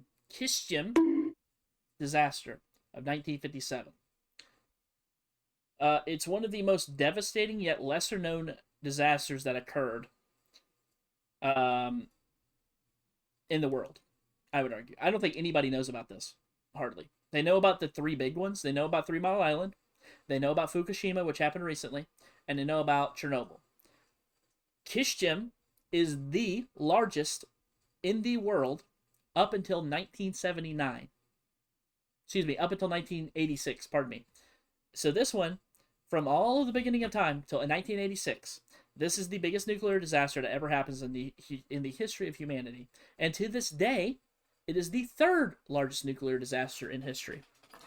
There were 2 other disasters that happened that are bigger than it. And the only other 2 that are bigger than it are level 7 disasters. There's a scale for these things. It goes from 0 to, I think, 7 or 8. This is a level 6. Fukushima and Chernobyl are both level 7s. Level 8 is like a world-ending event, almost. How bad it is. But this is a level 6. The Kishjim disaster begins with a buried nuclear waste storage tank that has highly radioactive material in it exploding. This explosion releases approximately 20 million curies of radiation, which contaminates an area now known as the East Ural Radioactive Trace. To this day, you cannot walk anywhere in that area because of how powerful it is. It caused over 9,000 square miles, or for your Europeans and Asians out there, 23,000 square kilometers of land to be contaminated. All in the middle of Russia. All in the Ural Mountains. East Ural Mountains. The Soviet government acted very swiftly, but not to help its residents. They evacuated over 10,000 people, but suppressed information about the disaster, even go as far as killing some of the people who had relatives that died in this disaster. Many locals were actually left exposed to harmful radiation with long-term health effects, including cancer, including hair loss, including infertility, including birth defects, and a bunch of other crazy stuff like that. Hundreds of people died from the radioactivity that was caused by this explosion, and the secrecy really compounds the problem as the world learned of this disaster only in the 1970s, whenever I think it was Brezhnev said something about it. Today, Kishjim is really like a stark reminder of like the perils of inadequate nuclear waste management and the dangers of suppressing critical information about public safety. It is the 3rd worst nuclear disaster in history, and it was caused by a failure to repair a storage tank. Soviet government covered the whole thing up till the 1970s, by the way. Didn't hear a thing about it. This is a marker, I believe, for that disaster. Wait, that's what Adventure Time's about? What? Nuclear scare is so real that Fallout and Adventure Time center their story around it, and I appreciate these stuff exploring it. Yeah, it's interesting. I didn't watch all of Adventure Time, so Fallout does. Fallout's more so about the post-apocalypse, though. Nuclear stuff is like secondary nature to it, but anyways, the Kishjim disaster. That's Russia's first one, by the way. It's USSR's first one. Here's some nuclear accidents from 1957 to 1979. We've got the lovely, jovely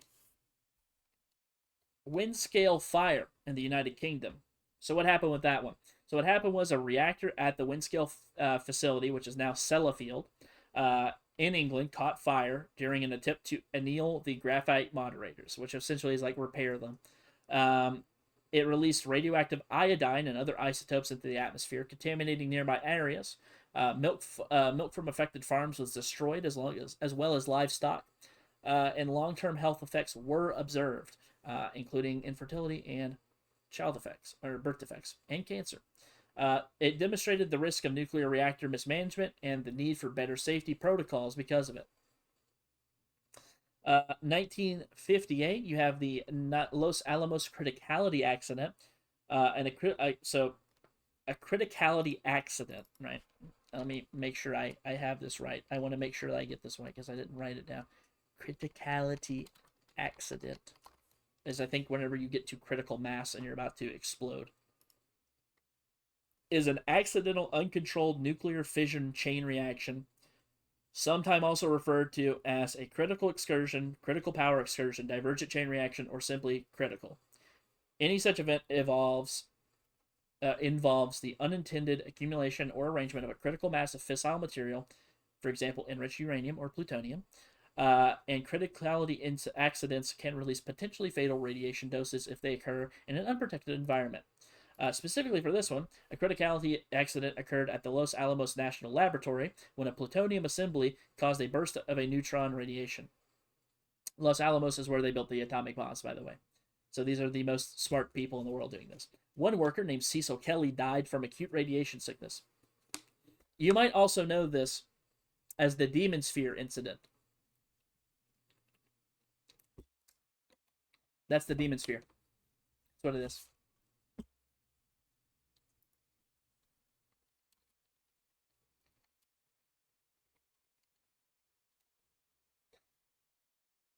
I'm pretty sure. I might be wrong.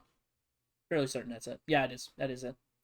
So essentially what happened was this guy propped open a giant nuclear bomb with, like an assembly for a nuclear bomb that had plutonium in it with a screwdriver, and he was fucking around with it, and he dropped it, and it was causing so much radiation that if he didn't pick it up and save everyone else, everyone was going to die in the room.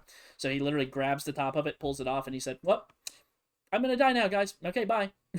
And so he does end up dying later on because of it. It's horrible. It's awful. One of the craziest things that's ever happened in person.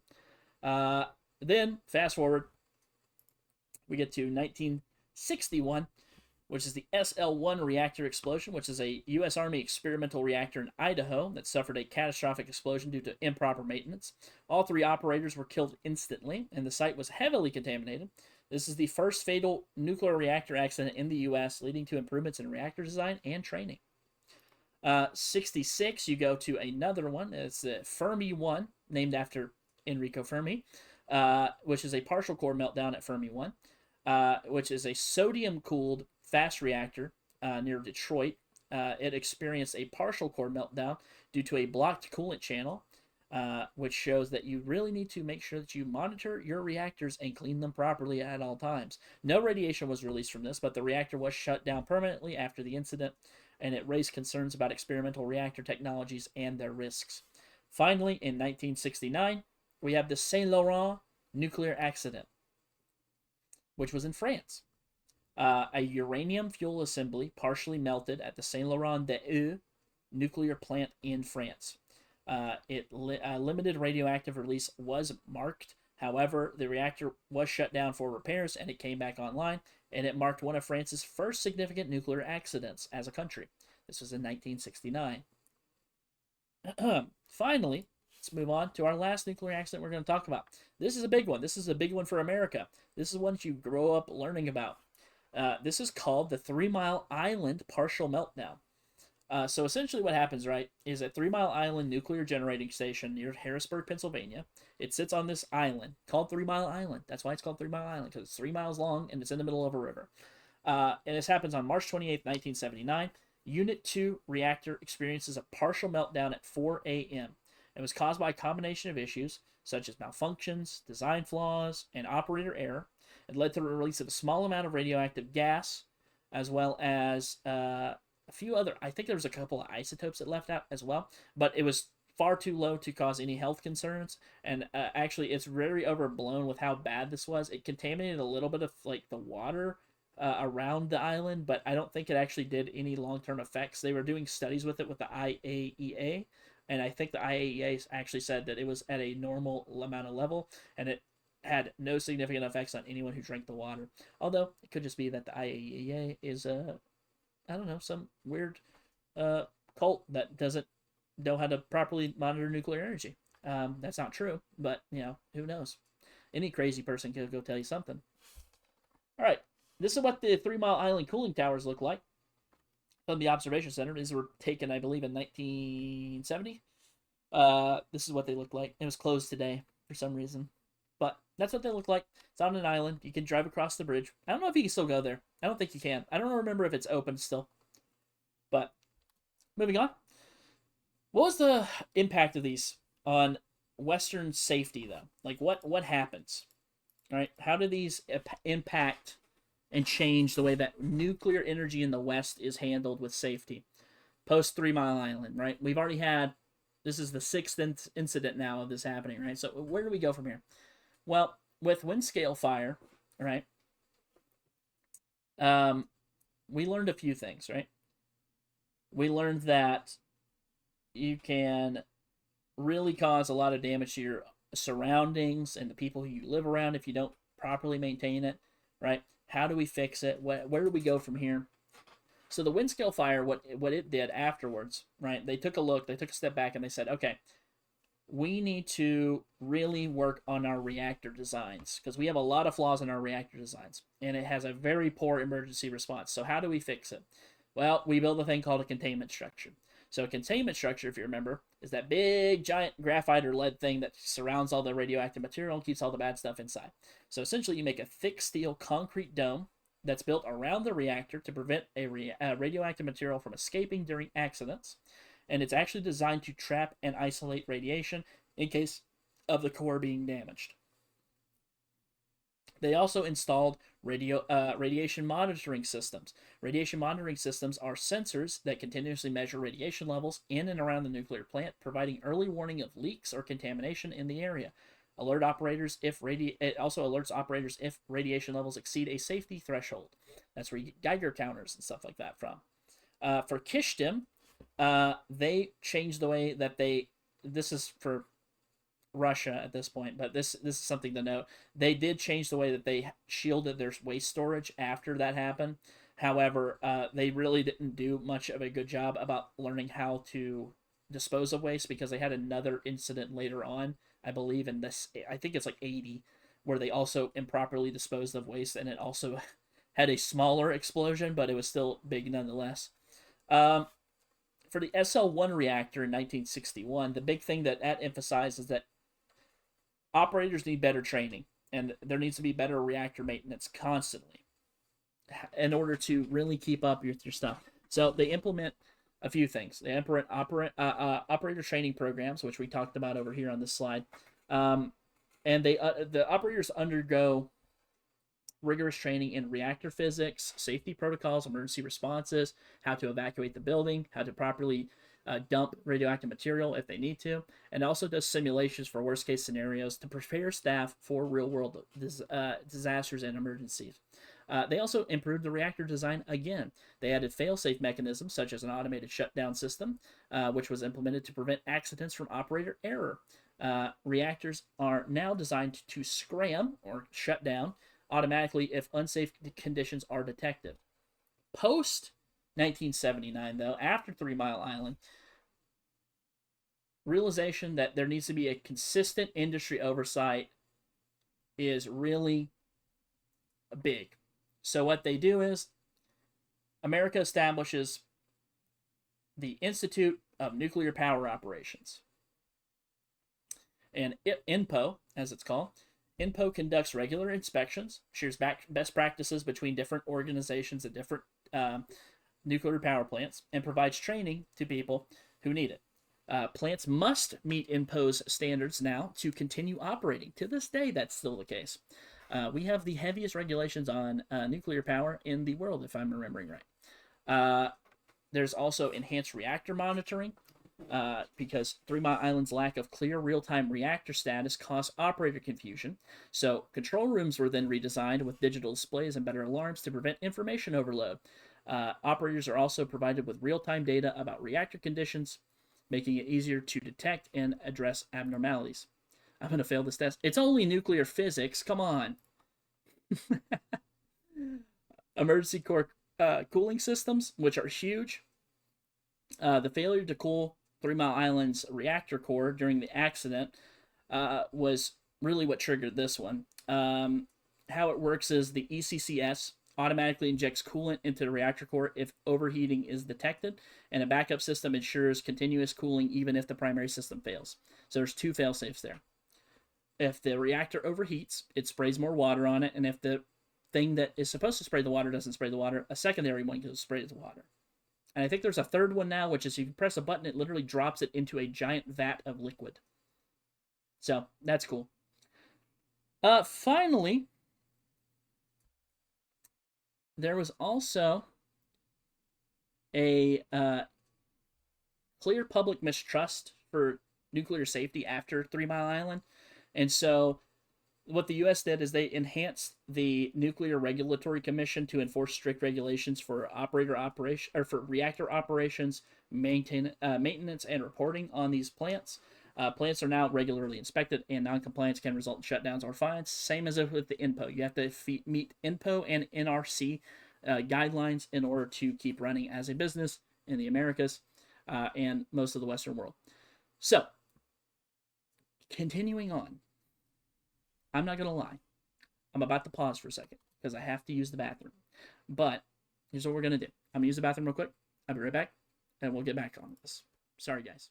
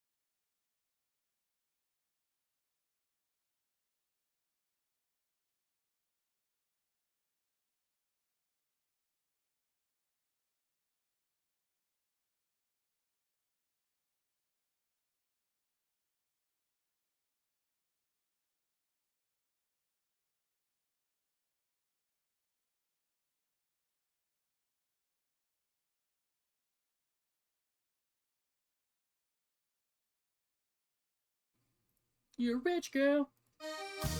You're a swag girl. What up? All right, I'm back. Sorry about that, guys. I had to use the bathroom.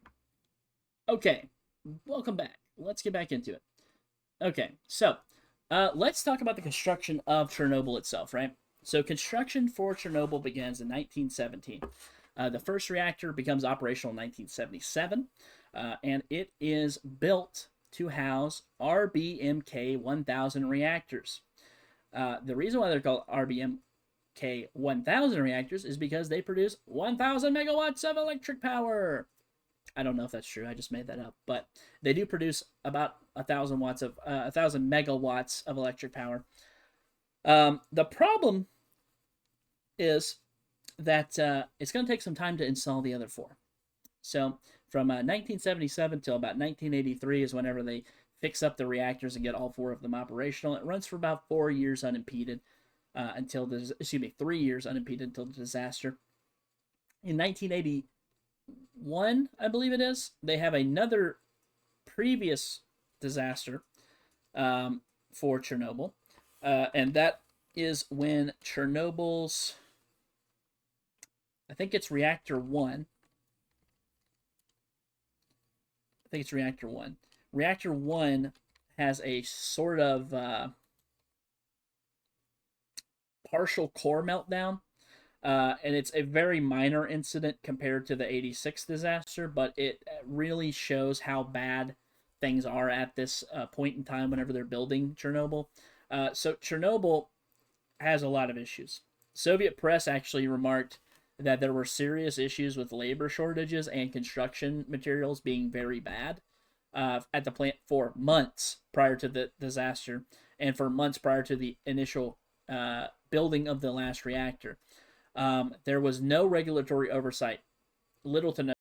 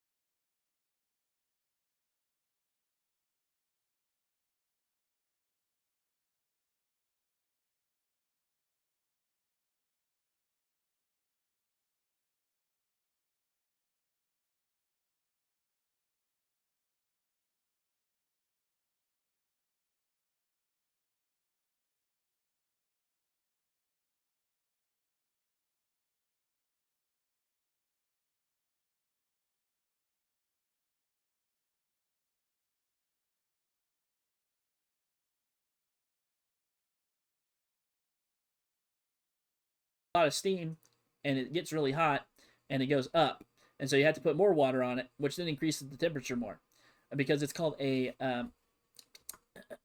Let me quote this. It is a. Where did I put that? I put that word somewhere. Did I put it on here? Excuse me. It's a negative void coefficient. Excuse me, a positive void coefficient. So a positive void coefficient is a big no-no. If you saw the video that we watched before, let me explain it, or if you didn't watch it, let me explain it to you a little bit easier. Reactors' reactivity increases as the amount of steam in the core increases. So you put a bunch of water on it, it makes a lot of steam. If there's more steam, that means that the reactor's reactivity is going to increase more, which means you have to put more water into it to keep it cool, which also means it's going to get more reactive. So it's like a building time bomb. It's like a pressure cooker that's going to explode. And essentially what you do is you have a button that drops this little core, one of these cores, out of that and brings it back up to a graphite so it doesn't react anymore. So, versus a Western plant, which is a negative void coefficient, which for anyone who doesn't know what a negative void coefficient is, it's an increase in steam bubbles or voids in the coolant will result in a decrease in the reactor's reactivity. So essentially, if there's less or if there's more steam, it's going to reduce the reactivity because it knows that it's going to get filled up to a certain point. Whereas the the positive void coefficient is not going to show that. So these RBMK reactors also don't have a robust containment system because look how fucking huge they are. There's nothing you can do to put that in. And they also don't have the giant coolant towers either, if I'm remembering right. And if they do, I think it's actually to the left of where it needs to be. But due to this, there was no adequate shielding if it were to fail. There's nothing. It's literally a big open room with literally a giant nuclear reactor just sitting in the room. There's nothing around it that protects it from anything. If you dropped a bomb in this place, it would literally explode. This is the worst design I can ever think of for a nuclear power plant during wartime. This is literally the worst. So, whenever they're building this, unlike the West, They also don't include an ECCS, which is that the ECCS is the what you call it, oh my goodness, I'm trying to remember the words off the top of my head. It's not working. The emergency core cooling system, which is a sprinkler system essentially for if the water gets to, or if the coolant gets too hot, or the core gets too hot, it sprays more water on it to cool it down. And if that doesn't work, there's a backup system. And if that doesn't work, there's a dropout system. Well, it doesn't have the containment, it doesn't have the ECCS, and it doesn't have the dropout system. It does have the dropout system, excuse me. The dropout system, though, has been finicky over the years for them. Aside from that, there has been a number of inadequate safety protocols and insufficient training for these staff. They were throwing literal, like, minors into some of these positions at points because they did not have any people in the area that could continue to do it at a high level. For some reason, they just couldn't grasp it. I don't know if it's because they didn't train them properly. It's probably that. But it's also that they're... thank you for the water. Thank you. They are inadequate in their safety protocols. They don't know how to stop stuff. So in order to mitigate this, they're going to start trying to do training on emergency systems and how to back up stuff. So you have like one guy... I remember they showed this perfectly in the Chernobyl room. It's essentially if you had one guy, right, who runs the entire facility, right? This guy knows everything about nuclear power plants. He gets sat next to a guy who is young and does not know anything. Maybe he's fresh out of college. Maybe he just doesn't know. That guy sits there and tells him what to do the entire time. If something happens and he doesn't know what's going on, he's going to get yelled at by his boss. And if his boss is yelling at him, he's going to get stressed and do whatever the hell it wants. And if something happens on his part of this watch, nobody else is going to be able to fix it. That is essentially what happens the night of this disaster. There was also no evacuation plan made by the Politburo, made by the Nuclear Society in Russia, made by anyone at the nuclear facility, made by anyone in the town of Pripyat, for if Chernobyl goes code red. If something happens, if there's a nuclear meltdown, how do we get out of Pripyat? Oh, no. We're out here. Who knows? Why? Every town who has a nuclear power plant probably has a safety plan. But this one doesn't. Pripyat is built for this reason. Acceptable losses, I guess. I don't know. We just talked about this, but in 1982, Chernobyl had a reactor leak that partially damaged Reactor 1. Repairs were made to it. Some people said it was okay repair. Some people say it might have caused other issues. I don't think it caused issues, though, because Reactor 4 is the one that explodes. But when I was doing my research, there were some people that said, no, maybe this caused some of the other issues. But I doubt it. Let's go on, though. So, here's what happens during this timeline of events for the Chernobyl disaster. Timeline goes as such. On the day of April 25th, 1986, they are preparing a test, a safety test, to assess the reactor's ability to maintain cooling water circulation during a power outage. The test was delayed, causing the reactor to operate at reduced power levels for an extended period, which led to unstable conditions for the reactor. This is reactor 4. They're testing 4 because it's the newest one. At 1:23 in the morning, on April 26, 1986, a new shift gets in, and they are going to begin the test by shutting down the turbine generator, which is intended to simulate a power failure.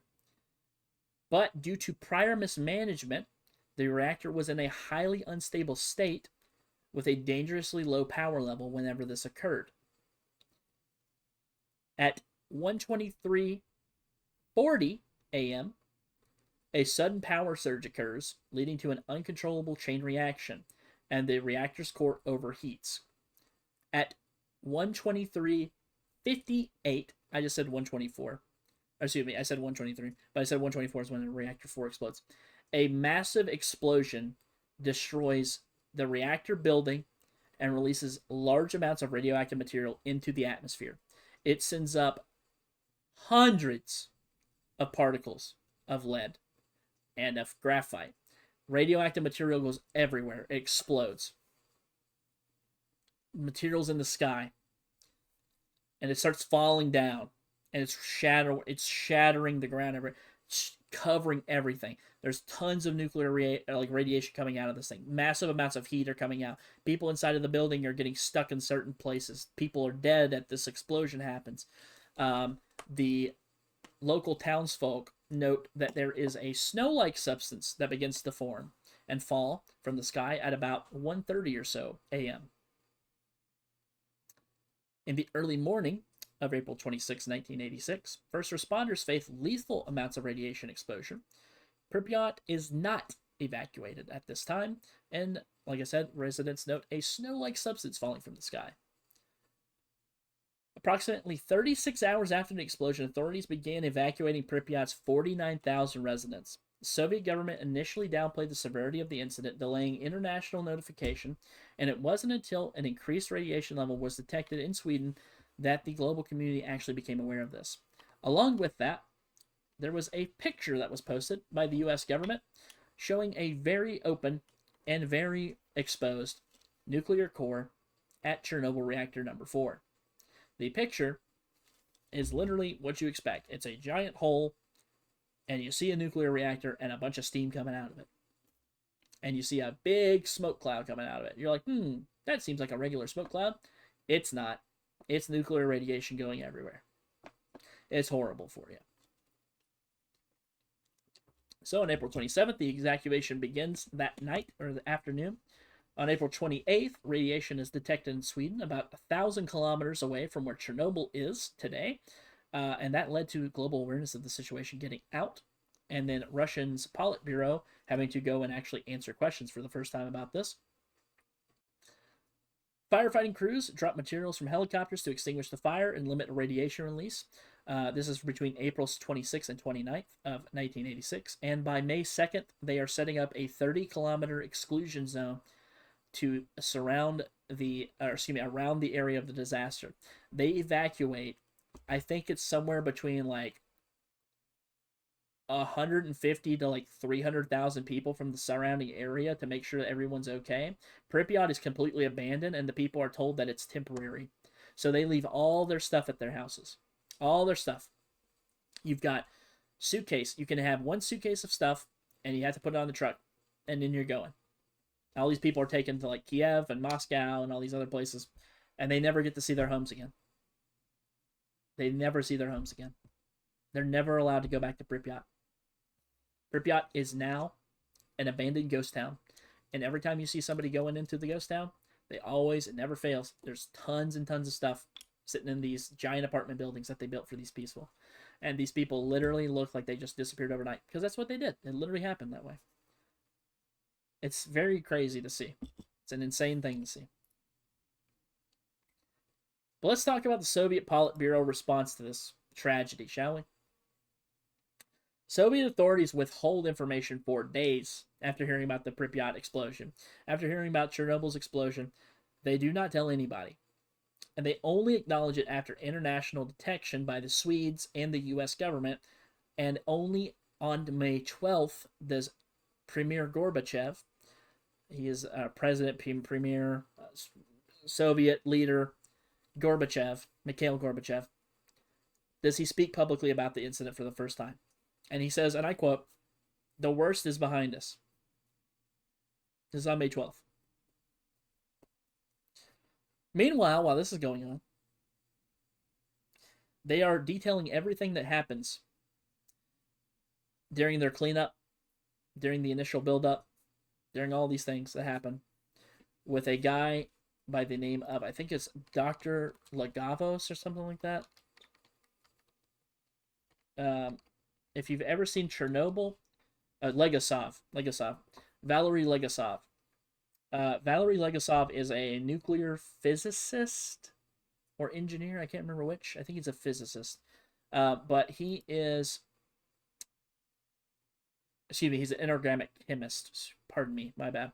He is at this disaster essentially from day one to stymie the effects of the nuclear fallout. He gets in there, and he's essentially the guy who marks down everything that's happening. He marks down all the stuff that's going on with the cleanup detail, how absolutely stupid the people who run this place are, how inept some of the people who are supposed to be on this board are acting with the causes and effects of radiation, and the emptying out of entire towns and the killing of animals and stuff. We'll get to the killing of animals in a second. Don't worry. And he starts making this detailed report, and it's signed off by the International Atomic Energy Agency and the USSR to build this report. He presents a case that not only shows the ineptitude of the workers, but also the ineptitude of the makers of the building, the ineptitude of the people who planned for the design of the building, the ineptitude of the people who approved the building. Everything from top to bottom, he details out and shows how absolutely stupid these people are whenever they build this reactor. And there's a quote from Gorbachev that comes out later, and he says, "The nuclear meltdown at Chernobyl, more so than Petroyska," which is one of his programs that he had, "was perhaps the real cause of the collapse of the Soviet Union 5 years after the events at Chernobyl." Mikhail Gorbachev is the last leader of the Soviet Union, and this is the last nuclear disaster of the Soviet Union. Cleanup operations. Let's talk about this a little bit. So there are hundreds of thousands of these people called liquidators that are sent to clean up this mess. These liquidators are typically military men or miners or farmers in the surrounding areas.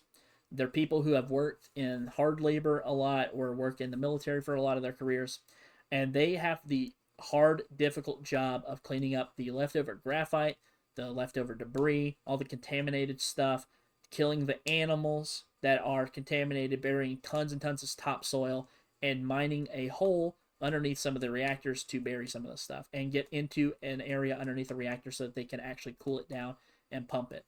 So these liquidators are real big heroes during this day. On May 4th of 1986, the liquid nitrogen is pumped into the dead reactor, underneath it, into reactor 4.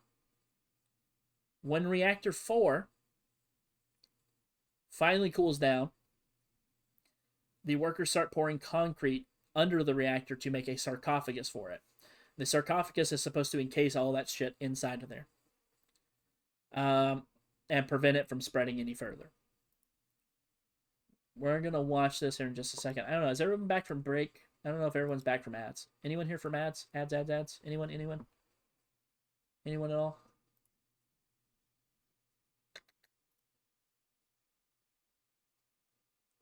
I'll take that as a no. We'll wait for ads to end. It's okay. It's okay. It's all good. We are waiting for ads to end. Are we back from ads yet? Are we back from ads? Ladies and gentlemen, someone, anyone out here? Knock, knock.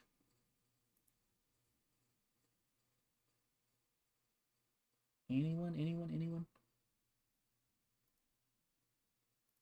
Are we back from ads, guys? Hello.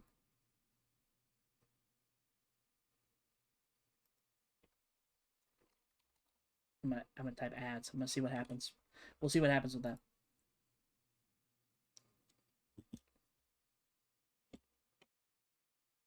I'm gonna take a wild guess and say no, we're not back from ads. That's okay.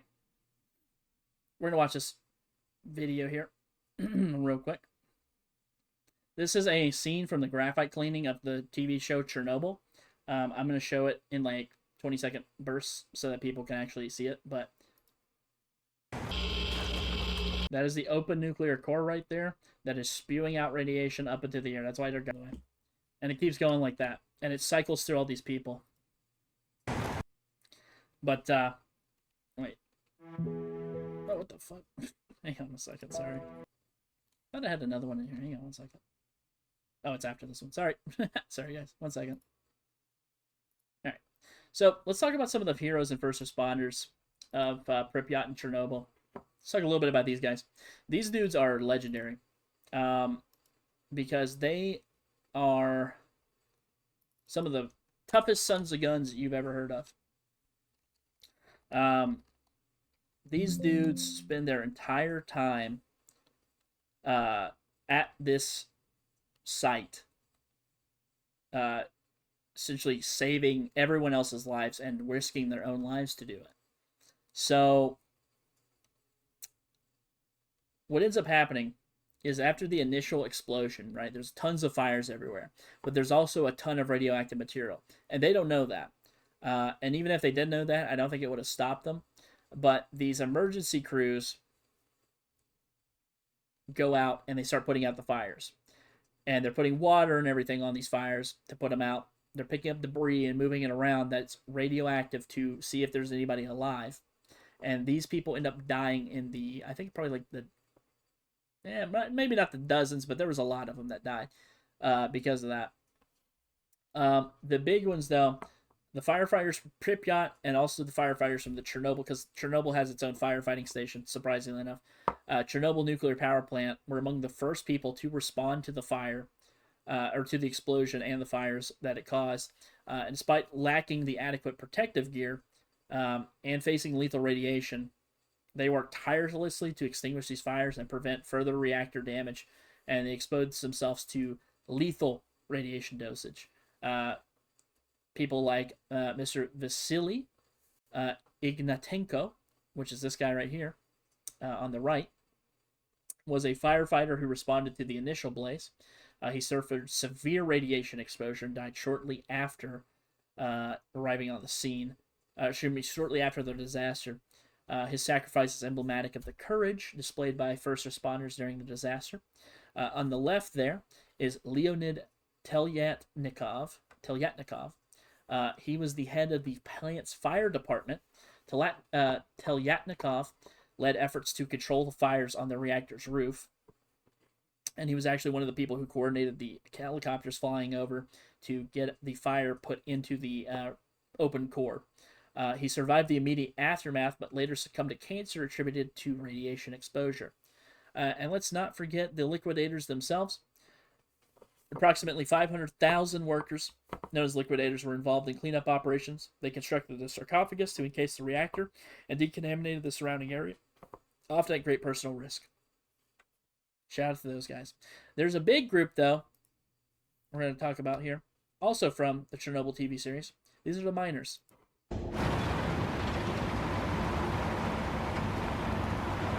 So if you notice, this is May 3rd, 1986. We talked about initial cleanup happening on May 4th. The reactor fuel goes down. The reactor is going to kill lots more people. If the reactor fuel melts through and gets into the ground, it's going to go down forever. It's going to contaminate the area forever. No one's going to be able to move back ever in history. It also could kill more people, keep releasing radiation, killing all the people around them. And they're like, oh, fuck. That's a problem. And he needs our help. What are we going to do? So those are some of the liquidators, right? The miners, the military people, people who are everyday average citizens who came out of their way to come and help the people at Chernobyl.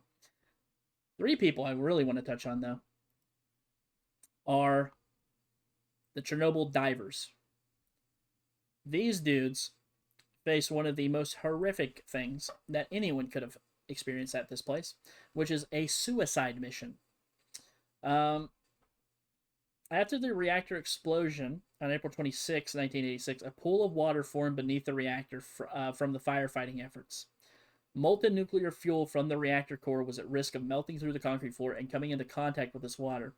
Such contact could have triggered a steam explosion, which would potentially release massive amounts of radioactive material and devastating the surrounding area, making this disaster much, much, much worse than it could have been. So, a group of engineers is assembled in a room, and they are asked by Legasov and another gentleman who is on this nuclear committee who will come in and who will help us get rid of this. Everyone's like, why are we doing this? They're like, because if you don't, it's going to explode. It's going to kill everyone in the region. It could kill thousands, if not hundreds of thousands or millions of people in this area. 3 men volunteer.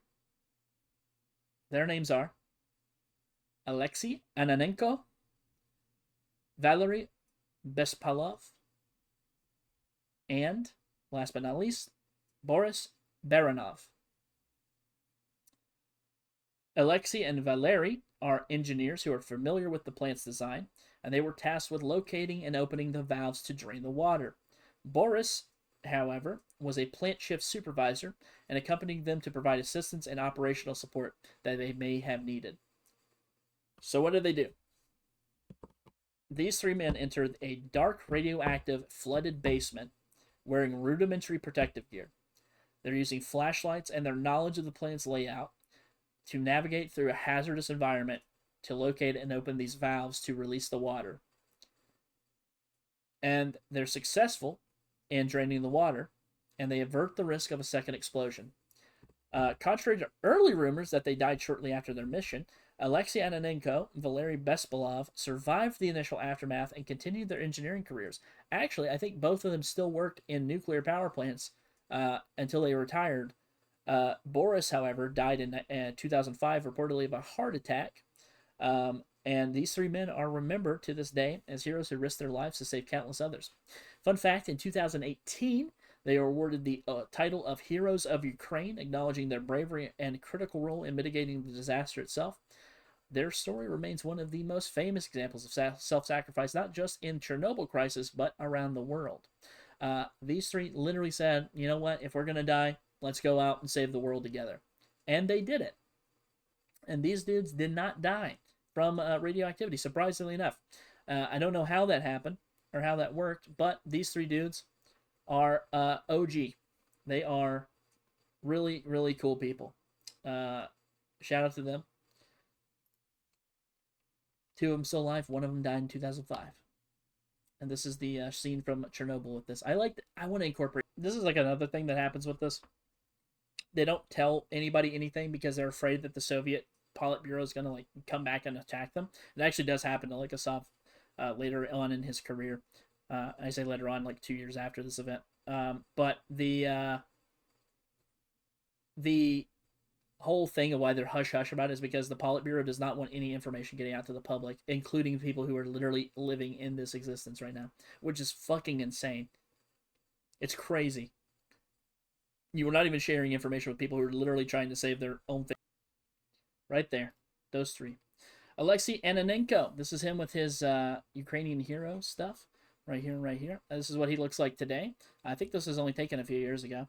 And this is him back whenever the, I believe, around the time of the reactor exploding. Alexei Ananenko. Salute to you, sir. You are a true hero.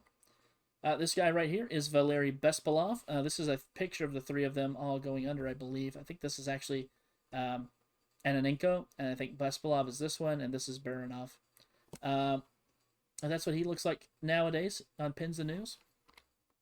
And this is Baranov, right here. Baranov was an old man. He died in 2005 on April 6th, I believe it was. It's got the giant Chernobyl nuclear disaster here. He's got an Orthodox flag, or Orthodox cross, because he's an Orthodox man.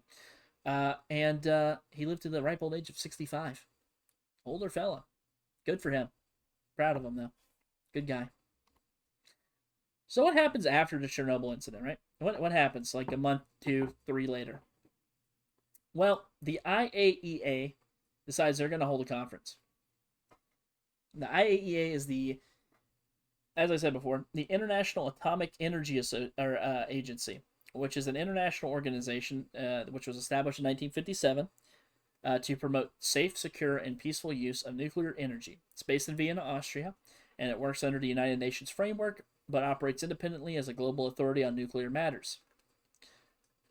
Key functions of the IAEA are assisting other countries in using nuclear energy for peaceful purposes, such as generating electricity or improving healthcare and advancing agriculture research, ensuring nuclear safety and security, monitoring nuclear non-proliferation, responding to nuclear emergencies, and providing technical assistance with nuclear devices. So, Top of the morning to you, teacher. Hello, gentle miss. Welcome in. Welcome in. We're just talking about Chernobyl and the IAEA. Talking about how they handled this conference. So whenever they get this report from the Legasov gentlemen, they convene a post-accident review meeting on the Chernobyl accident, and it lasts from October 25th to August 25th to August 29th of 1986. It's in Vienna. They invite everybody to attend. They invite a bunch of Russian delegates to come. Legasov is there. There's a few other Russian delegates that come from the Politburo, I believe. I think 2 of his colleagues are there as well that are in the show. I can't remember what their names are, though. But what happens is, I love your model. It's lovely. Thank you so much. Oh, appreciate you. Thank you so much. No, that's so sweet of you. Thank you. So essentially what happens is they present the Soviet report. A delegation of Soviet experts provide a comprehensive report detailing the events leading up to the accident, the immediate response to the accident, and the subsequent measures taken after the accident occurs. The international analysis and discussion portion of this, right, is experts from various countries and international organizations analyze the Soviet report, discussed the technical aspects of the incident, and evaluated the effectiveness of the response measures taken by the Politburo in Russia. They release a report, though. The report is called INSAG-1, and this is called INSAG-1 because it stands for the International Nuclear Safety Advisory Group, and it publishes a report called the Summary Report on the Post-Accident Review Meeting on the Chernobyl accident in September of 1986. This report provides an in-depth analysis of the accident and offered recommendations for improving nuclear safety standards. It also underlined the necessity of transparent communication and collaboration among nations regarding nuclear safety, leading to the establishment of conventions focused on early notification and assistance in the events of nuclear accidents. Russia does partake in this later on, and then leaves it, I believe, at a certain point. But this also marks the point in which the IAEA in their report says that the Politburo handled this so poorly that they need to have an entire work down from the top to the bottom of how you handle nuclear disasters as they happen. They essentially dress them down. And it's really embarrassing for the Politburo. But because Legasov's there and he's the one who provided the report, he shares all this information with the IAEA. He gets targeted by the KGB and the Politburo heavily after this. This is August 29th of 1986. He gets back in September. They read the report, and he is literally stalked until the day he dies by KGB agents. Max, show off your juice box, please. You want me to show my juice box for it, girl? Hey, yo. No, I'm joking. All right, here's my juice box. There it is. Don't look. It's right there. Don't look too hard. Anyways. Is that the one and only Max Forge? Oh my god, is that the It's Lemon Bee? Oh my god, I'm a huge fan. Hey. What up? Welcome in. We're talking about the IAEA conference on Chernobyl. After this comes out, though, Legasov gets stalked by the KGB, and he ends up taking his own life 2 years later after this occurs. Because of the, number one, he has acute cancer, they think, because he is always at Chernobyl whenever this stuff is happening. And then after that, they also assume that he took his own life because the KGB was stalking him, and that was a very common practice. They don't know if the KGB actually killed him or not. Anyways, after this, though, Legasov has one more defining act in his career, and it's this one right here. This is the Chernobyl trials. They were conducted from July 7th to the 30th of 1987, and they were judicial proceedings held in the Soviet Union to determine the accountability for the catastrophic nuclear accident at the Chernobyl nuclear power plant on April 26, 1986. These trials aimed to assign a responsibility or blame or a scapegoat for the disaster, which had profound environmental and health repercussions for the people surrounding it. As we know, we just talked about it. The 6 individuals that were prosecuted were Viktor P. Buryakov, who is the plant director, Nikolai M. Fomin, who is the chief engineer, Anatoly S. Dyatlov, who is the deputy chief engineer. He's the one in the middle here, I believe. Boris V. Rogozhin, who is the shift director of Reactor 4. Alexander P. Kovalenko, who is the chief of Reactor 4. And Yuri A. Laushkin, who is the inspector from the the State Committee. Okay, it's got this big, long Russian word that I wrote down and I forgot. It's just the State Committee on Supervision of Safe Conduct of Work in Atomic Energy because of their oversights. The problem is, these are all scapegoats. They don't blame the actual people, and all these people are charged with gross safety violations and criminal negligence leading to the explosion and subsequent radioactive contamination. The trial's held in a makeshift courtroom in the city of Chernobyl, which is approximately 11 miles away from the accident site, which is what Chernobyl is named after. Initially, it was open to the public and media, but the trial was later closed, with authorities barring public and press access after the first day, because people were so fucking angry about it. The prosecution actually argued that the defendant's negligence or failure to adhere to safety protocols directly caused the disaster. However, and I'll say this too in their defense, if the reactor wasn't a shitty RBKM reactor, or RBKM, whichever one it was, RMBK, those are the 3 letters, or 4 letters. Just mix them up however you want, as long as it starts with R and ends with K or something. I don't know. If it wasn't for those reactors being in that, I don't think this would have happened. Those reactors and the way that they built them are horrible. A lot of the blame relies on the person who designed the building itself, the person who designed the reactor, and the person who gave it the go-ahead. And none of those 3 people were charged, and they are never going to be charged to this day, because all these people are dead now. But anyways, on July 29th, 1987, the court delivers its final verdicts. Bryukhanov, Fomin, and Dyatlov are each sentenced to 10 years in a labor camp. Rogozhin receives a 5-year sentence. Kovalenko receives a 3-year sentence, and Laushkin receives a 2-year sentence. Notice how the big guy at the very top, who's supposed to be over safety, only gets 2 years in hard labor. Weird how that works. The trials faced heavy criticism for focusing solely on plant operators and local management, while not addressing systemic issues such as reactor design flaws and higher-level administrative failures. Subsequent investigations, including those by the IAEA, highlighted design deficiencies in the RBMK reactor and broader systemic problems within the Soviet nuclear industry itself. And to this day, no one has ever been charged with that. No one's ever had any issues, blaming everyone except for the people who caused this, actually. Anyways, what was the cost of incompetence, though?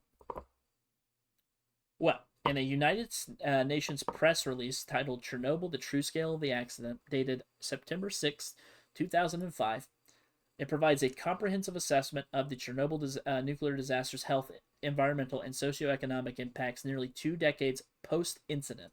An international team of over 100 scientists concluded that up to 4,000 individuals could succumb to radiation exposure resulting from the accident.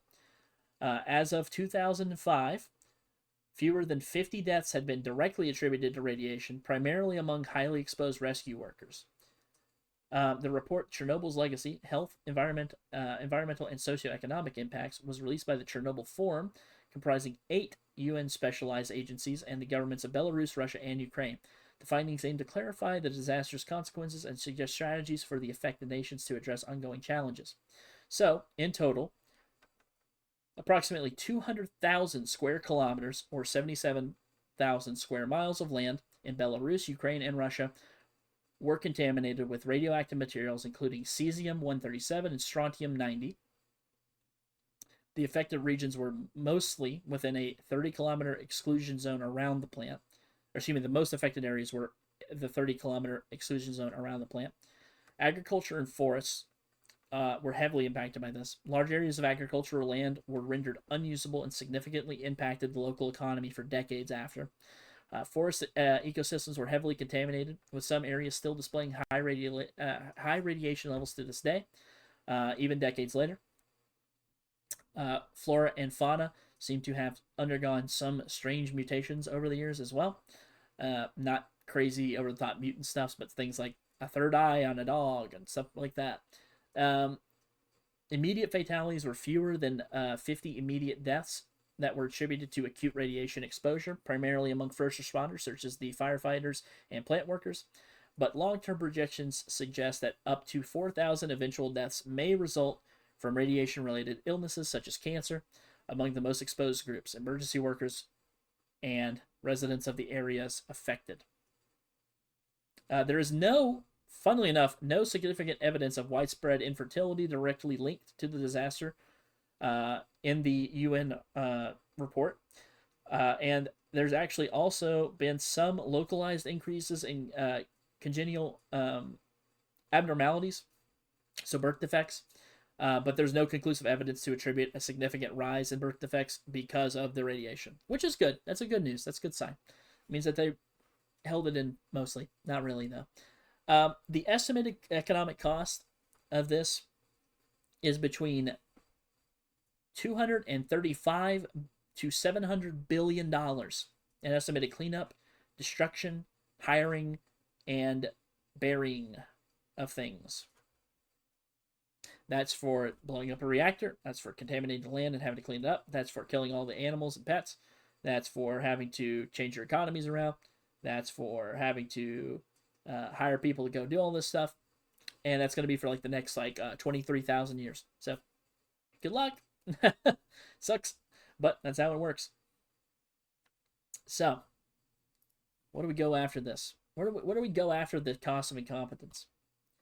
Well, let's learn some lessons, right? Let's learn something from this. Let's get some type of thought in here. So, Chernobyl profoundly impacts the global nuclear safety protocols, leading to significant reforms and the establishment of some very key international frameworks aimed at preventing similar incidents. So here are some of these key industries, or these key things. Post-Chernobyl, the IAEA develops a comprehensive safety standard and guideline to ensure consistent safety measures across all nuclear facilities worldwide, which is one that most countries have to face. They implemented in 1994 the Convention on Nuclear Safety,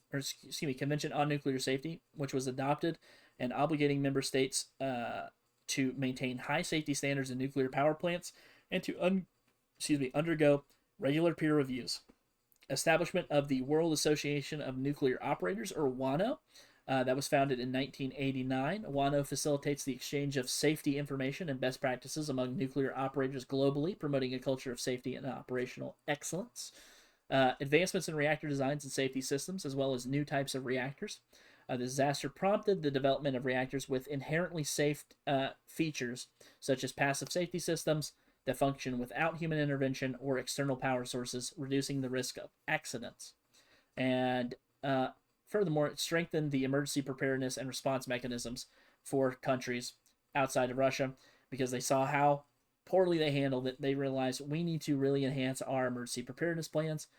These include regular drilling, public education campaigns, and the establishment of rapid response teams to manage potential nuclear incidents effectively. Moving on. What's Chernobyl like in pop culture, right? What do we see in pop culture, right? Well, the big one that I know, that's my favorite, Stalker. Stalker is a game series set entirely in Chernobyl after a second Chernobyl incident that happens. I think it's a year after the 1986 one. I think it's in 1987. And it has the exclusion zone and all that. There's a bunch of anomalies and weird stuff that happens. You have the Chernobyl TV show, which is an excellent TV show. If you haven't seen it, you should definitely go and watch it. It's a fantastic show. Really good stuff. It's got some of the best British actors of all time in it. Outside of that, though, you have one of my favorite... It's not one of my favorite horror movies. It's a guilty pleasure of mine, I'll say. Chernobyl Diaries. Top of the morning Such to a you, funny teacher. little... Hello, Ann Atley. Hello, welcome in. Thank you for following. we're just talking about the Chernobyl Diaries. Chernobyl Diaries is like a really funny like movie concept to me. I really like it. It's like a bunch of mutants like chase these kids inside of the Chernobyl exclusion area because they're doing extreme tourism. Good morning, Mr. Max. Hello, hello, hello, student. Welcome in, welcome in. Hang on 1 second. Mr. Max is a cool teacher. Hey, you're a cool student. Let's see. There's a few other things. There's like some movies, some video games. There's not really much outside of that.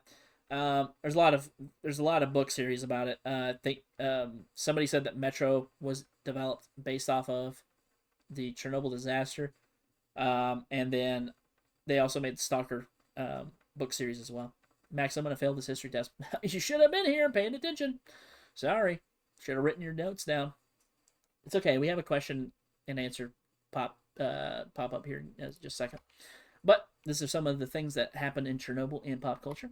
Modern day Chernobyl. Well, prior to the Russian invasion, it was a bastion of extreme tourism. There was a lot of people who would pay guards and tourists, not traps, but like touristy, like people who guide tour, like tour guides, to go into the exclusion zone and go hang out around with Geiger counters and like walk around the exclusion zone. Now that the war in Ukraine has happened, Russia kind of like walked in there and took it over for a little bit, and then the Ukrainians took it back. So I don't think there's going to be much of anything going on there for a while yet until the end of the war. Outside of that, it's extremely creepy and empty. If you ever watch a video about the exclusion zone, you'll see that there's only like a bunch of dogs and like other tourists that go in there.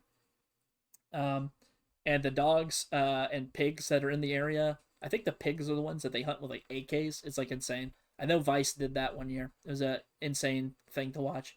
And they're heavily protected by armed guards now. Fun fact, so you can't go into modern day Chernobyl anymore. It's very radioactive as well, so don't go. Don't go. He shows movie pictures and I'm sold. Hey, based. So what's the future going to look like for nuclear energy? Let's talk about this. What's the future looking like? Well, so my opinion, I think thorium reactors are going to take over the world because I think thorium reactors are so cool.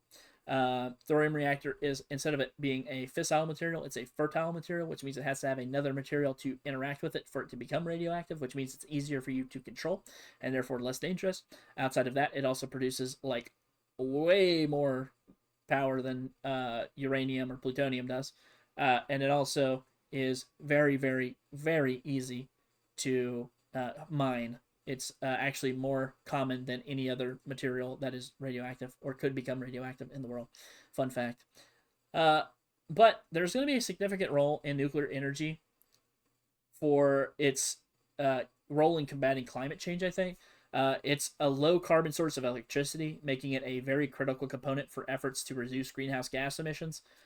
In fact, a lot of countries are actually incorporating nuclear power into their strategies for achieving net zero carbon emissions by mid-century. And while I'm not the biggest know-it-all about green energy or anything like that, I know that nuclear energy produces a lot more, and it's a lot easier to do nowadays. I see no problem with it going fission reactor all the way. I think it's a great idea. Outside of that, the development of small modular reactors, or SMRs, offers safer and more flexible and cost-effective nuclear power options. Advances in fusion energy research are progressing, with projects like ITER aiming to commercialize fusion power within the coming decades. Thank you very much for the water. Nuclear power also provides energy independence by reducing reliance on fossil fuels, particularly in regions vulnerable to supply disruptions. Third world nations, things like that. I know that's not a great thing to call people anymore, but it's a third world nation. It's okay. Increased investments in nuclear energy aim to strengthen domestic energy security while reducing exposure to volatile international energy markets and potential wars. Outside of that, challenges of waste management and public perception. There's going to be a long-term storage and disposal issue with radioactive waste, which is going to remain a critical issue until we can solve how to reduce half-lives, which is going to be a long time from now. Public skepticism as well, stemming from high-profile accidents like Chernobyl, like Fukushima, like 3 Mile Island, are going to continue to challenge the expansion of nuclear energy, though. There's going to be a lot of anti-nuclear groups in the future. Oh, there already are, like Greenpeace and some of these people. It's going to be very hard for them to expand nuclear power if people like that are still around that are really beating the drum and drumming up support for it. Outside of that, though, global cooperation in nuclear safety, technology development, and regulatory frameworks is essential for addressing some of these shared challenges. You have to be careful with who you share it with, though. I'll say that. Supportive policies and subsidies and investment in research and development are also crucial to driving nuclear energy's growth, as well as cutting some of the costs for administrative issues up front, not skimping on the cost of the actual building itself. Do not get me twisted. Do not skimp on your costs for building your nuclear facility, because if you do, I will report you. Outside of that, though, guys, let's go on to our last slide, which is the power. And excuse me, it's a conclusion. I forgot to add a thing. I think it didn't save whenever I saved it. Let's talk about the conclusion. All right, what's our conclusion from this? What can we gather from nuclear energy? What can we gather from Chernobyl? What can we make that into a lesson about? The dual nature of nuclear power, right? It's the power and the peril of nuclear energy. Nuclear energy holds immense potential, but demands very careful and diligent management to avoid catastrophic risks.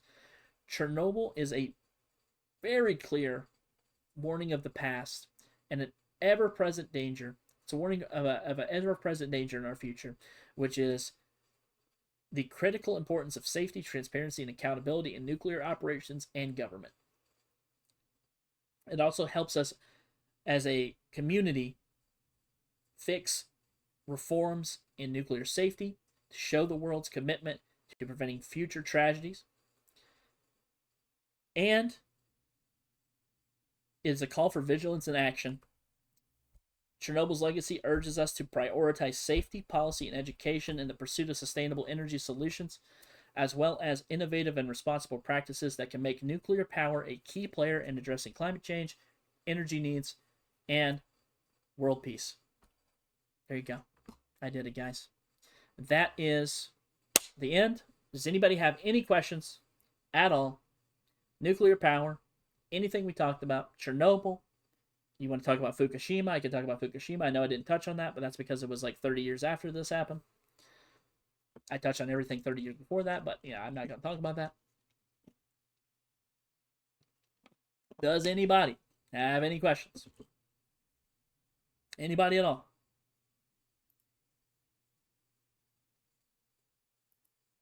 I'm waiting. I'm waiting for questions.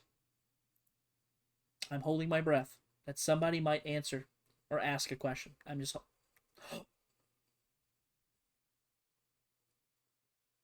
I'm holding my breath. You're going to make me die if you don't ask a question. No one? No one at all. No one's had a question. Okay, that's surprising. First time for everything, huh, chat? Okay. Well, who wants to take the quiz? Anne has a question. Okay, what's Anne's question? What is Anne Atlee's question?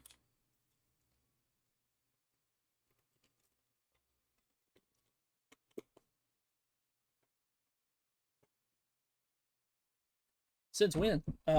Since when what? Since when was nuclear energy? Like the 1950s? 1951? You texted me on WhatsApp? What the fuck? Huh?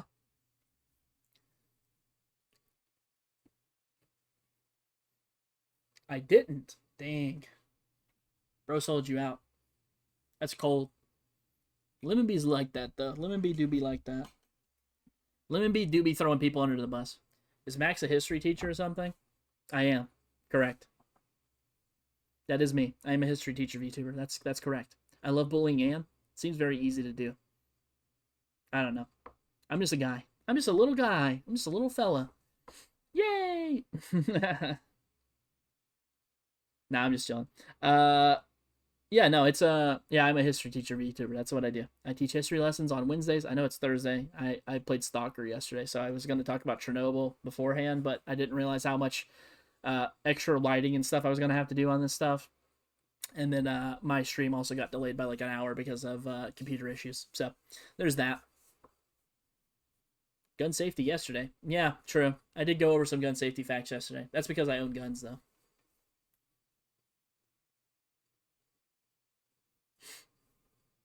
Living in America. You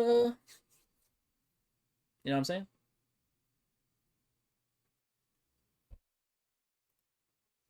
Anyways.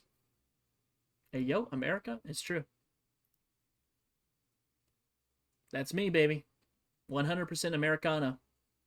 I love this country. I love my country. I love my country. I love America. I love America. It's a great place to be.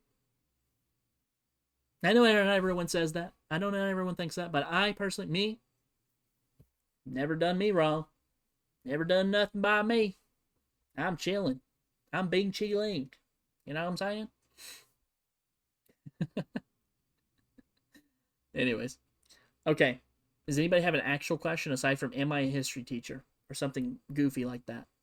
Anybody at all?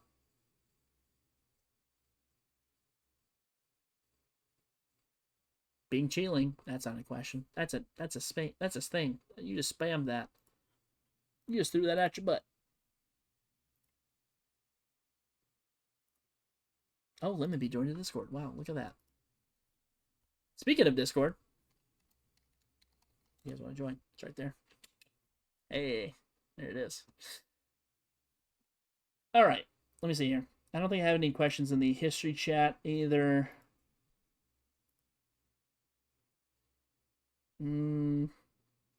Okay, cool. Sorry, Sharon. I'm a crackhead student. Oh, Lord have mercy. Okay, I'm gonna be honest. I don't get the share. Yap finally explained to me the share thing, the chur, and I get it. I understand it. Just call me Teach. Teach is easier. I feel. We call teachers Teach, or professor. You know, something like that. Okay, Teach. There you go. See, this is easier. I don't have to say share every time I see that now. I can just say Teach. Easy.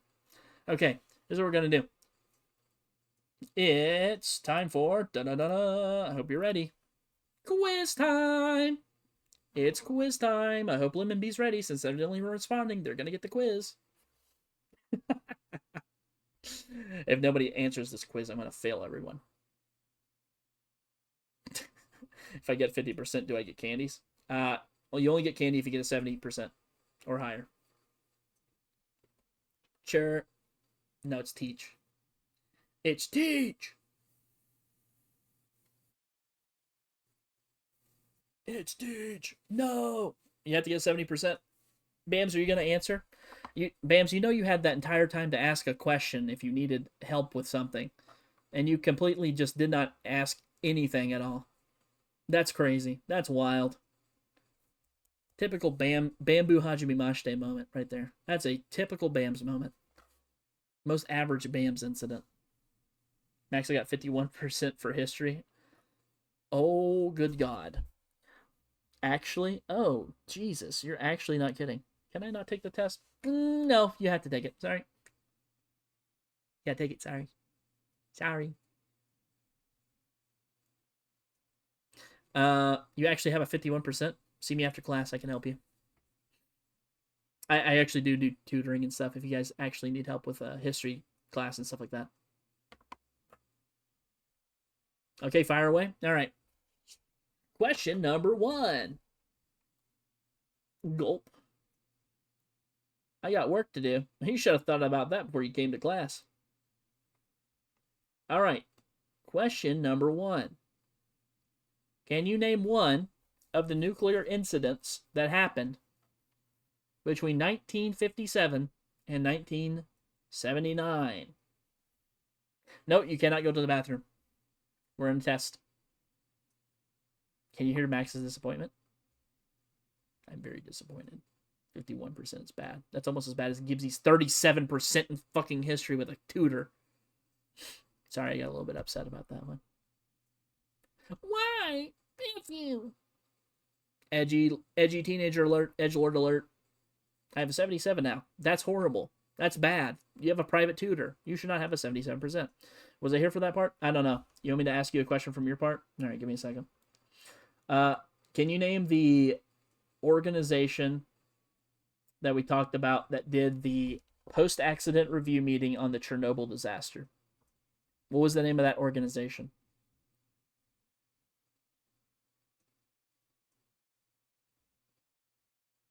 No, do not leave the class. You cannot leave. You have to answer one question.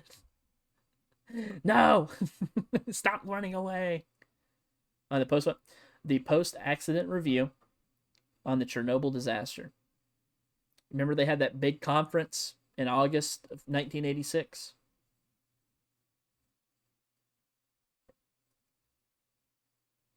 Tough stuff. Sorry, Teach. I was late and didn't hear that. That's okay. It's not a big deal. That's why I'm asking you this one. You definitely heard this one. This was definitely on there. The big conference. We just talked about this. It starts with an I. I said the name of the group like 452 times.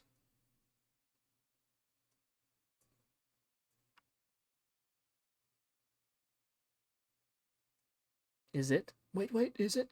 INSAG or something? Ooh, that's close. That's close. You know what?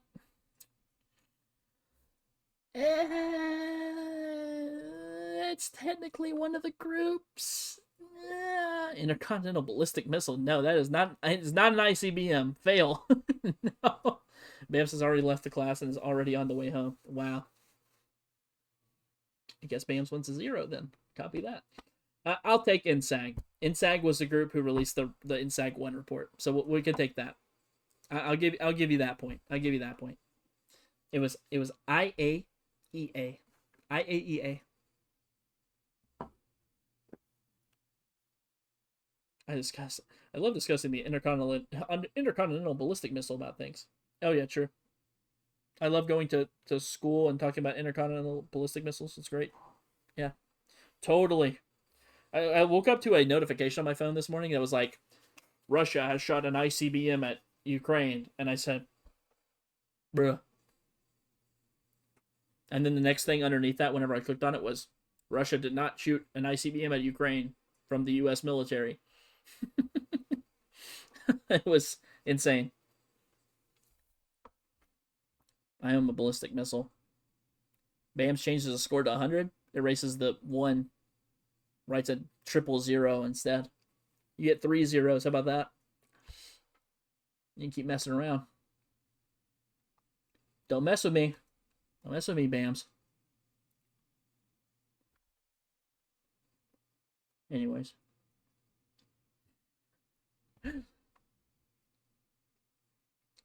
Russia shot Gibbsy at Ukraine. Damn, that's crazy. She would just annoy the piss out of him. I bet that would end the war instantly if you shot an intercontinental Gibbsy missile at Vladimir Putin. That is absolutely deadly. She would walk up to him and start poking him and prodding him and asking him a bunch of stupid questions. It would be great. I'm joking. I'm messing with you. It's not stupid questions. It's okay. BAMS adds back the 1. Erases the 1. Puts a quadruple 0. Okay. Can you name Lemon Bee? This is your last question. Can you name one type of nuclear reactor? I talked about one in the closing statements. Mr. Putin, why is Egypt not a continent? Yeah, I'd actually just, yeah, at that point, I think the war between Ukraine and Russia would be over at that point. I think his head would probably explode. That's an actual question she asked me, by the way. She asked me, Max, why is Egypt not a continent? When I said, because it isn't. I think the answer is an intercontinental ballistic missile, the ICBM. The missile knows where it is because it subtracts where it is from where it isn't. What's that copy pasta? The missile knows where it is.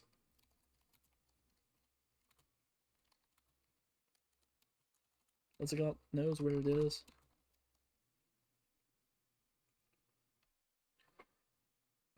Hey, at least I didn't ask you when I asked my teacher, was this Egypt real?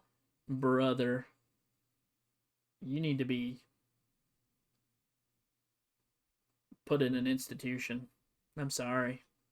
That's the only solution for this. That's crazy. That's actually insane. You thought Egypt was a fake place. That's insane. All right, BAMS, while Lemon Bee's answering, The Nile is a river in Egypt. Yeah, it's true. That's what Gibbsy's in all the time. Bams, I have one question for you. Can you tell me which country this took place in? Which country?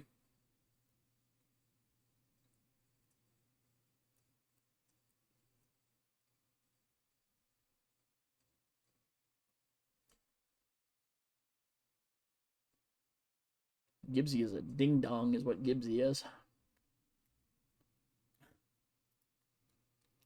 I'm so funny. I'm so hilarious. I'm so witty. I'm so cool. I googled nuclear reactors. Jesus Christ, Lemon B. You could have just lied about that. You didn't even have to tell me that. For the love of God. You just post it all. Okay. You know what? That's fine. Bams, what country did Chernobyl happen in? What country did Chernobyl happen in, Bams? You can either tell me the old country's name or you can tell me what it is today. I don't care which one.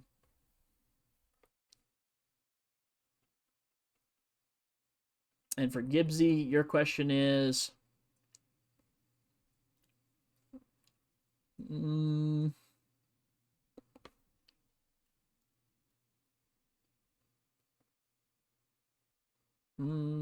Ukraine? Correct.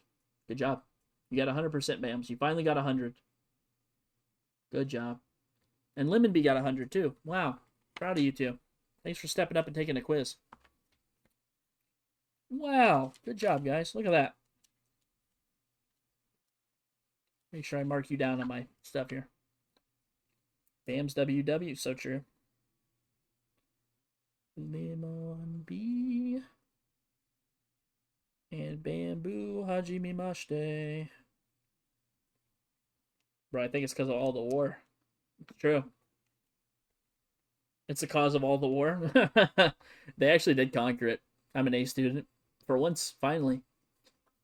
Gibbsy, what was the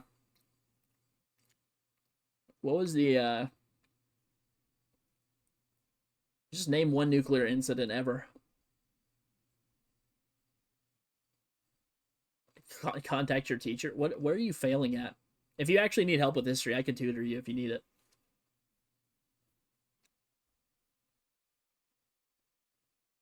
I could tell you about the Corfu incident. Why the hell do you know the Corfu incident, but you don't know that Egypt's a real fucking place? How does that work? How does that even make sense, Gibbsy? You are a walking paradox at this point. There is no way you know the Corfu incident, but you don't know that Egypt's a real place. I love higher art. You dropped history for higher art? Oh, I'm sorry. Did you say something? I'm so sorry. Did I miss something that you said? Teach, I think I should get 100 for the ICBM answers I gave. I don't know. I don't know. You got a D on a quiz? Gold star revoked. L gold star.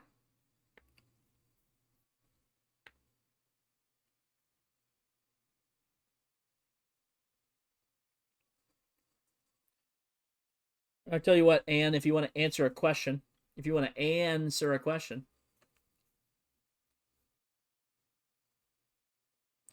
didn't drop it for modern art, but now you can focus on it more. Oh, I see. Oh, ads. Whoops. Well, guess we're waiting on everybody to get back from the ads first. I was gonna pause them, but I don't have an ability to. You could always sub. You could use your hard-earned cash on me. I'm a pretty cool guy. I'm a pretty smart guy. I'm a pretty intelligent guy. I'm a pretty epic guy. Could use your money on me. I don't know. You know, subs are on sale right now. It's Black Friday. You should tell them, Lemon B. Tell them how epic and awesome I am.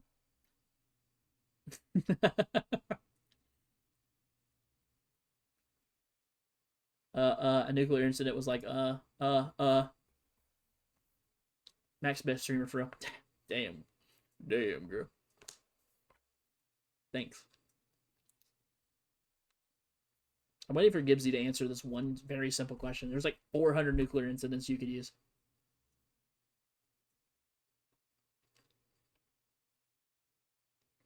One is literally a number, a distance, and a geographic feature. In that order.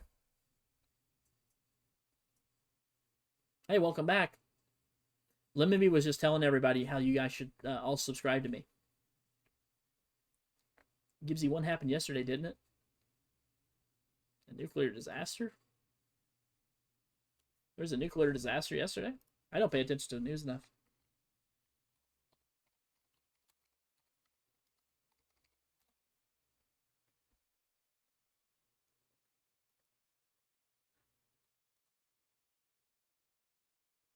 Adios, Max. Wait, what? You gotta go now? Alright, Bams. Bye-bye, Swag Queen.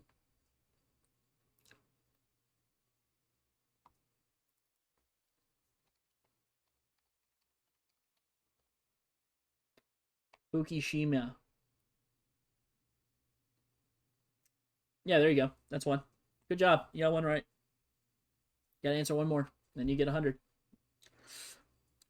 Final question. Unless Anne wants to answer one as well. Yeah, Fukushima. Fukushima is one of the biggest ones. Actually, I think it's the second one. Second biggest. I'm not swag. I already knew you were going to type that. Yes, you are.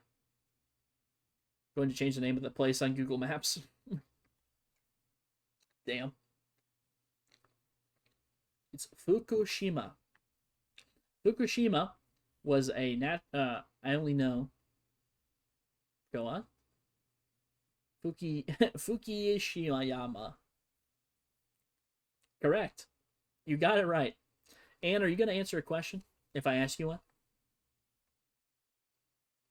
Or do you want to take a test? You don't have to. But you can't.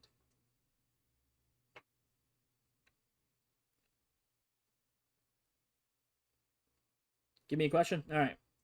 Your question, Anne, is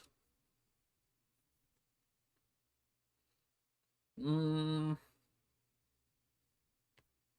think of something.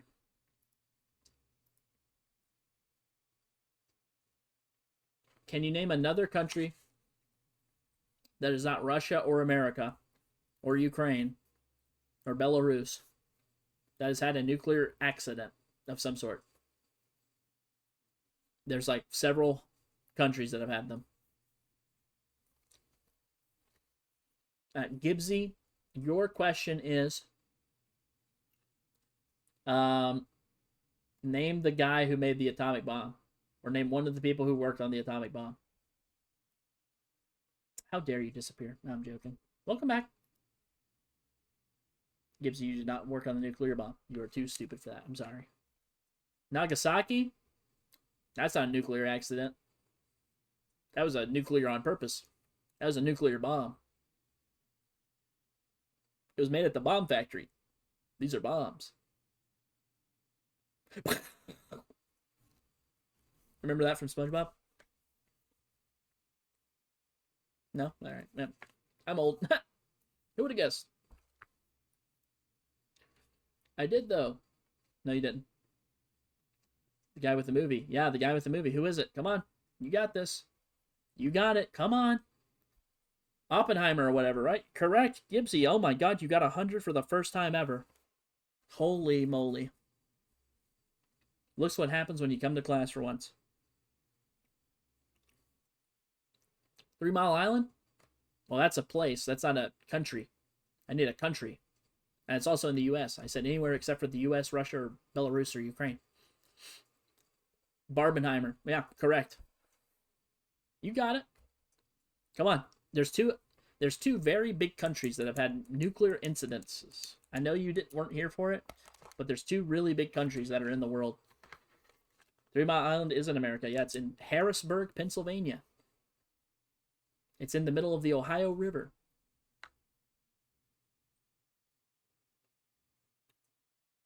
Gibbsy, you understand that islands can be in lakes and stuff like that, right? We also have the Florida Keys, Puerto Rico, Micronesia, Guam. America, Samoa. I mean, the Aleutian Islands.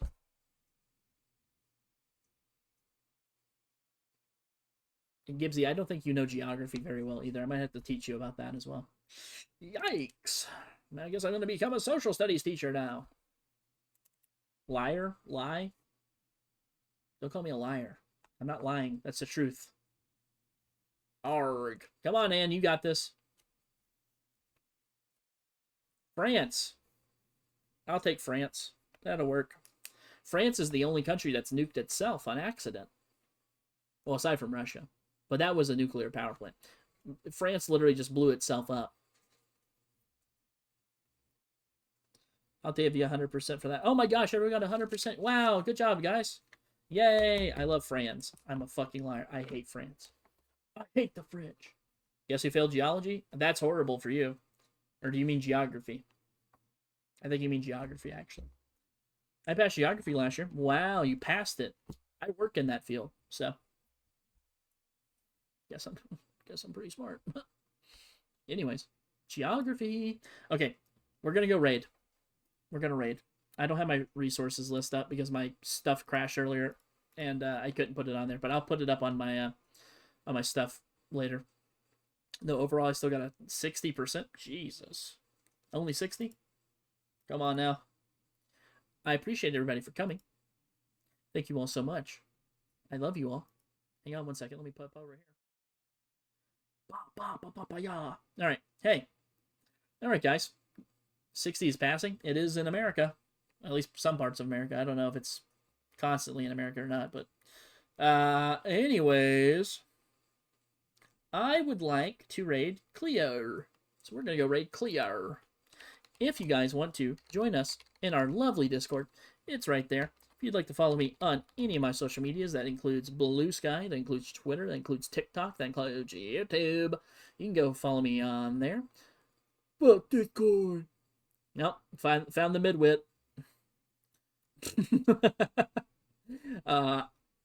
If you want to follow me on any of those, you certainly may. I post on most of them frequently, although TikTok has been infrequent as of late. YouTube is going to have some new uploads here soon, once I finally get them. Midwit. You ever heard of the bell curve? It's the person at the very top of the bell curve. I followed them already, I think. Limit. Hey, yo. If you... Anyways. What's a midwit? Okay, so there's this thing. God damn, I'm gonna have to explain a fucking midwit on stream. Okay, to my knowledge, right? This is probably because I'm a fucking midwit too. So, let me pull up. This is the first time teacher's gonna pull up a paint on stream. 1 second. Where's that? Paint. There we go. Okay. Okay, you guys see this? Yeah. Oh, wait. Why is it black? What the fuck? Oh, there we go. Okay. Cool. Okay. So, let me, oh, shit. I was going to do this. Okay, so, there's this thing called the bell curve. And it's like zero, oh, fuck. I'm terrible at drawing with my right hand. I'm just going to do this. So 0 IQ is over here. And then over here is like, I think it's like the highest you can go is like 220 IQ. Something like that. Up here's like 100 IQ or something like that. Like up in this range. It's like 100 IQ. Something like that. A midwit is somebody who's not dumb as a box of rocks, is at the top of the bell curve, but is also not the smartest person. And usually this person here and this person here will agree on things. For some reason. I don't know why. I'm a left-handed drawer and writer, yes. Everything else I do with my right hand. For some reason, the 0 IQ person, the 220 IQ person will agree on everything. But the 100 IQ midwit, this is why it's called midwit, because it's in the middle, disagrees with everyone on everything, or has horrible opinions and takes. That's what the bell curve is. by the way. Welcome, man. I'm taking the IQ test. You're going to get sub 50, and it's going to embarrass you. Ambidextrous? Hey, you know. Hey. Anyways. Alright, let me get out of this. Let's go right Clear. My good friend Clear. My Oshi. My Twitch crashed. No! Alright, here's what we're going to do. We're going to go right Clear. We're going to go talk to Clear. I hope Clear has a good stream. I'm going to pull up my stuff over here. Don't laugh, Limon. Limon. Pull up Clear. What's Clear playing? Clear's playing Monster Hunter. Alright, we're going to go raid Cleo. Please spam that raid message in there for me. We love Cleo here on this channel. Cleo's my Oshi, actually. Cleo's also a history VTuber, technically speaking. They focus more on like strategy games and stuff like that, though. So, you know, if they're not always talking about history, it's okay. But they do love to talk about history. And I love Cleo and her content. So, please give her a big, fat hug from me. And we're going to go raid her right now. So,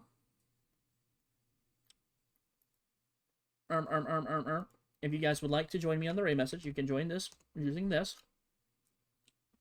Thank you very much for coming. I love you all. As always, you are awesome. You're loved. You're kind. You're amazing.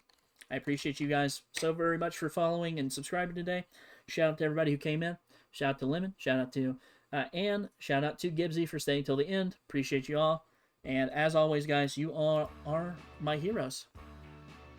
Thank you very much. Peace out, guys. Love y'all. Have a good rest of your night. Cleo's going to take care of you.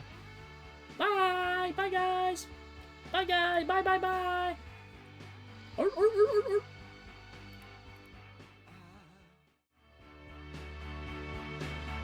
be king, and you will be queen. Though nothing will drive them away. Welcome, Raiders. Hi.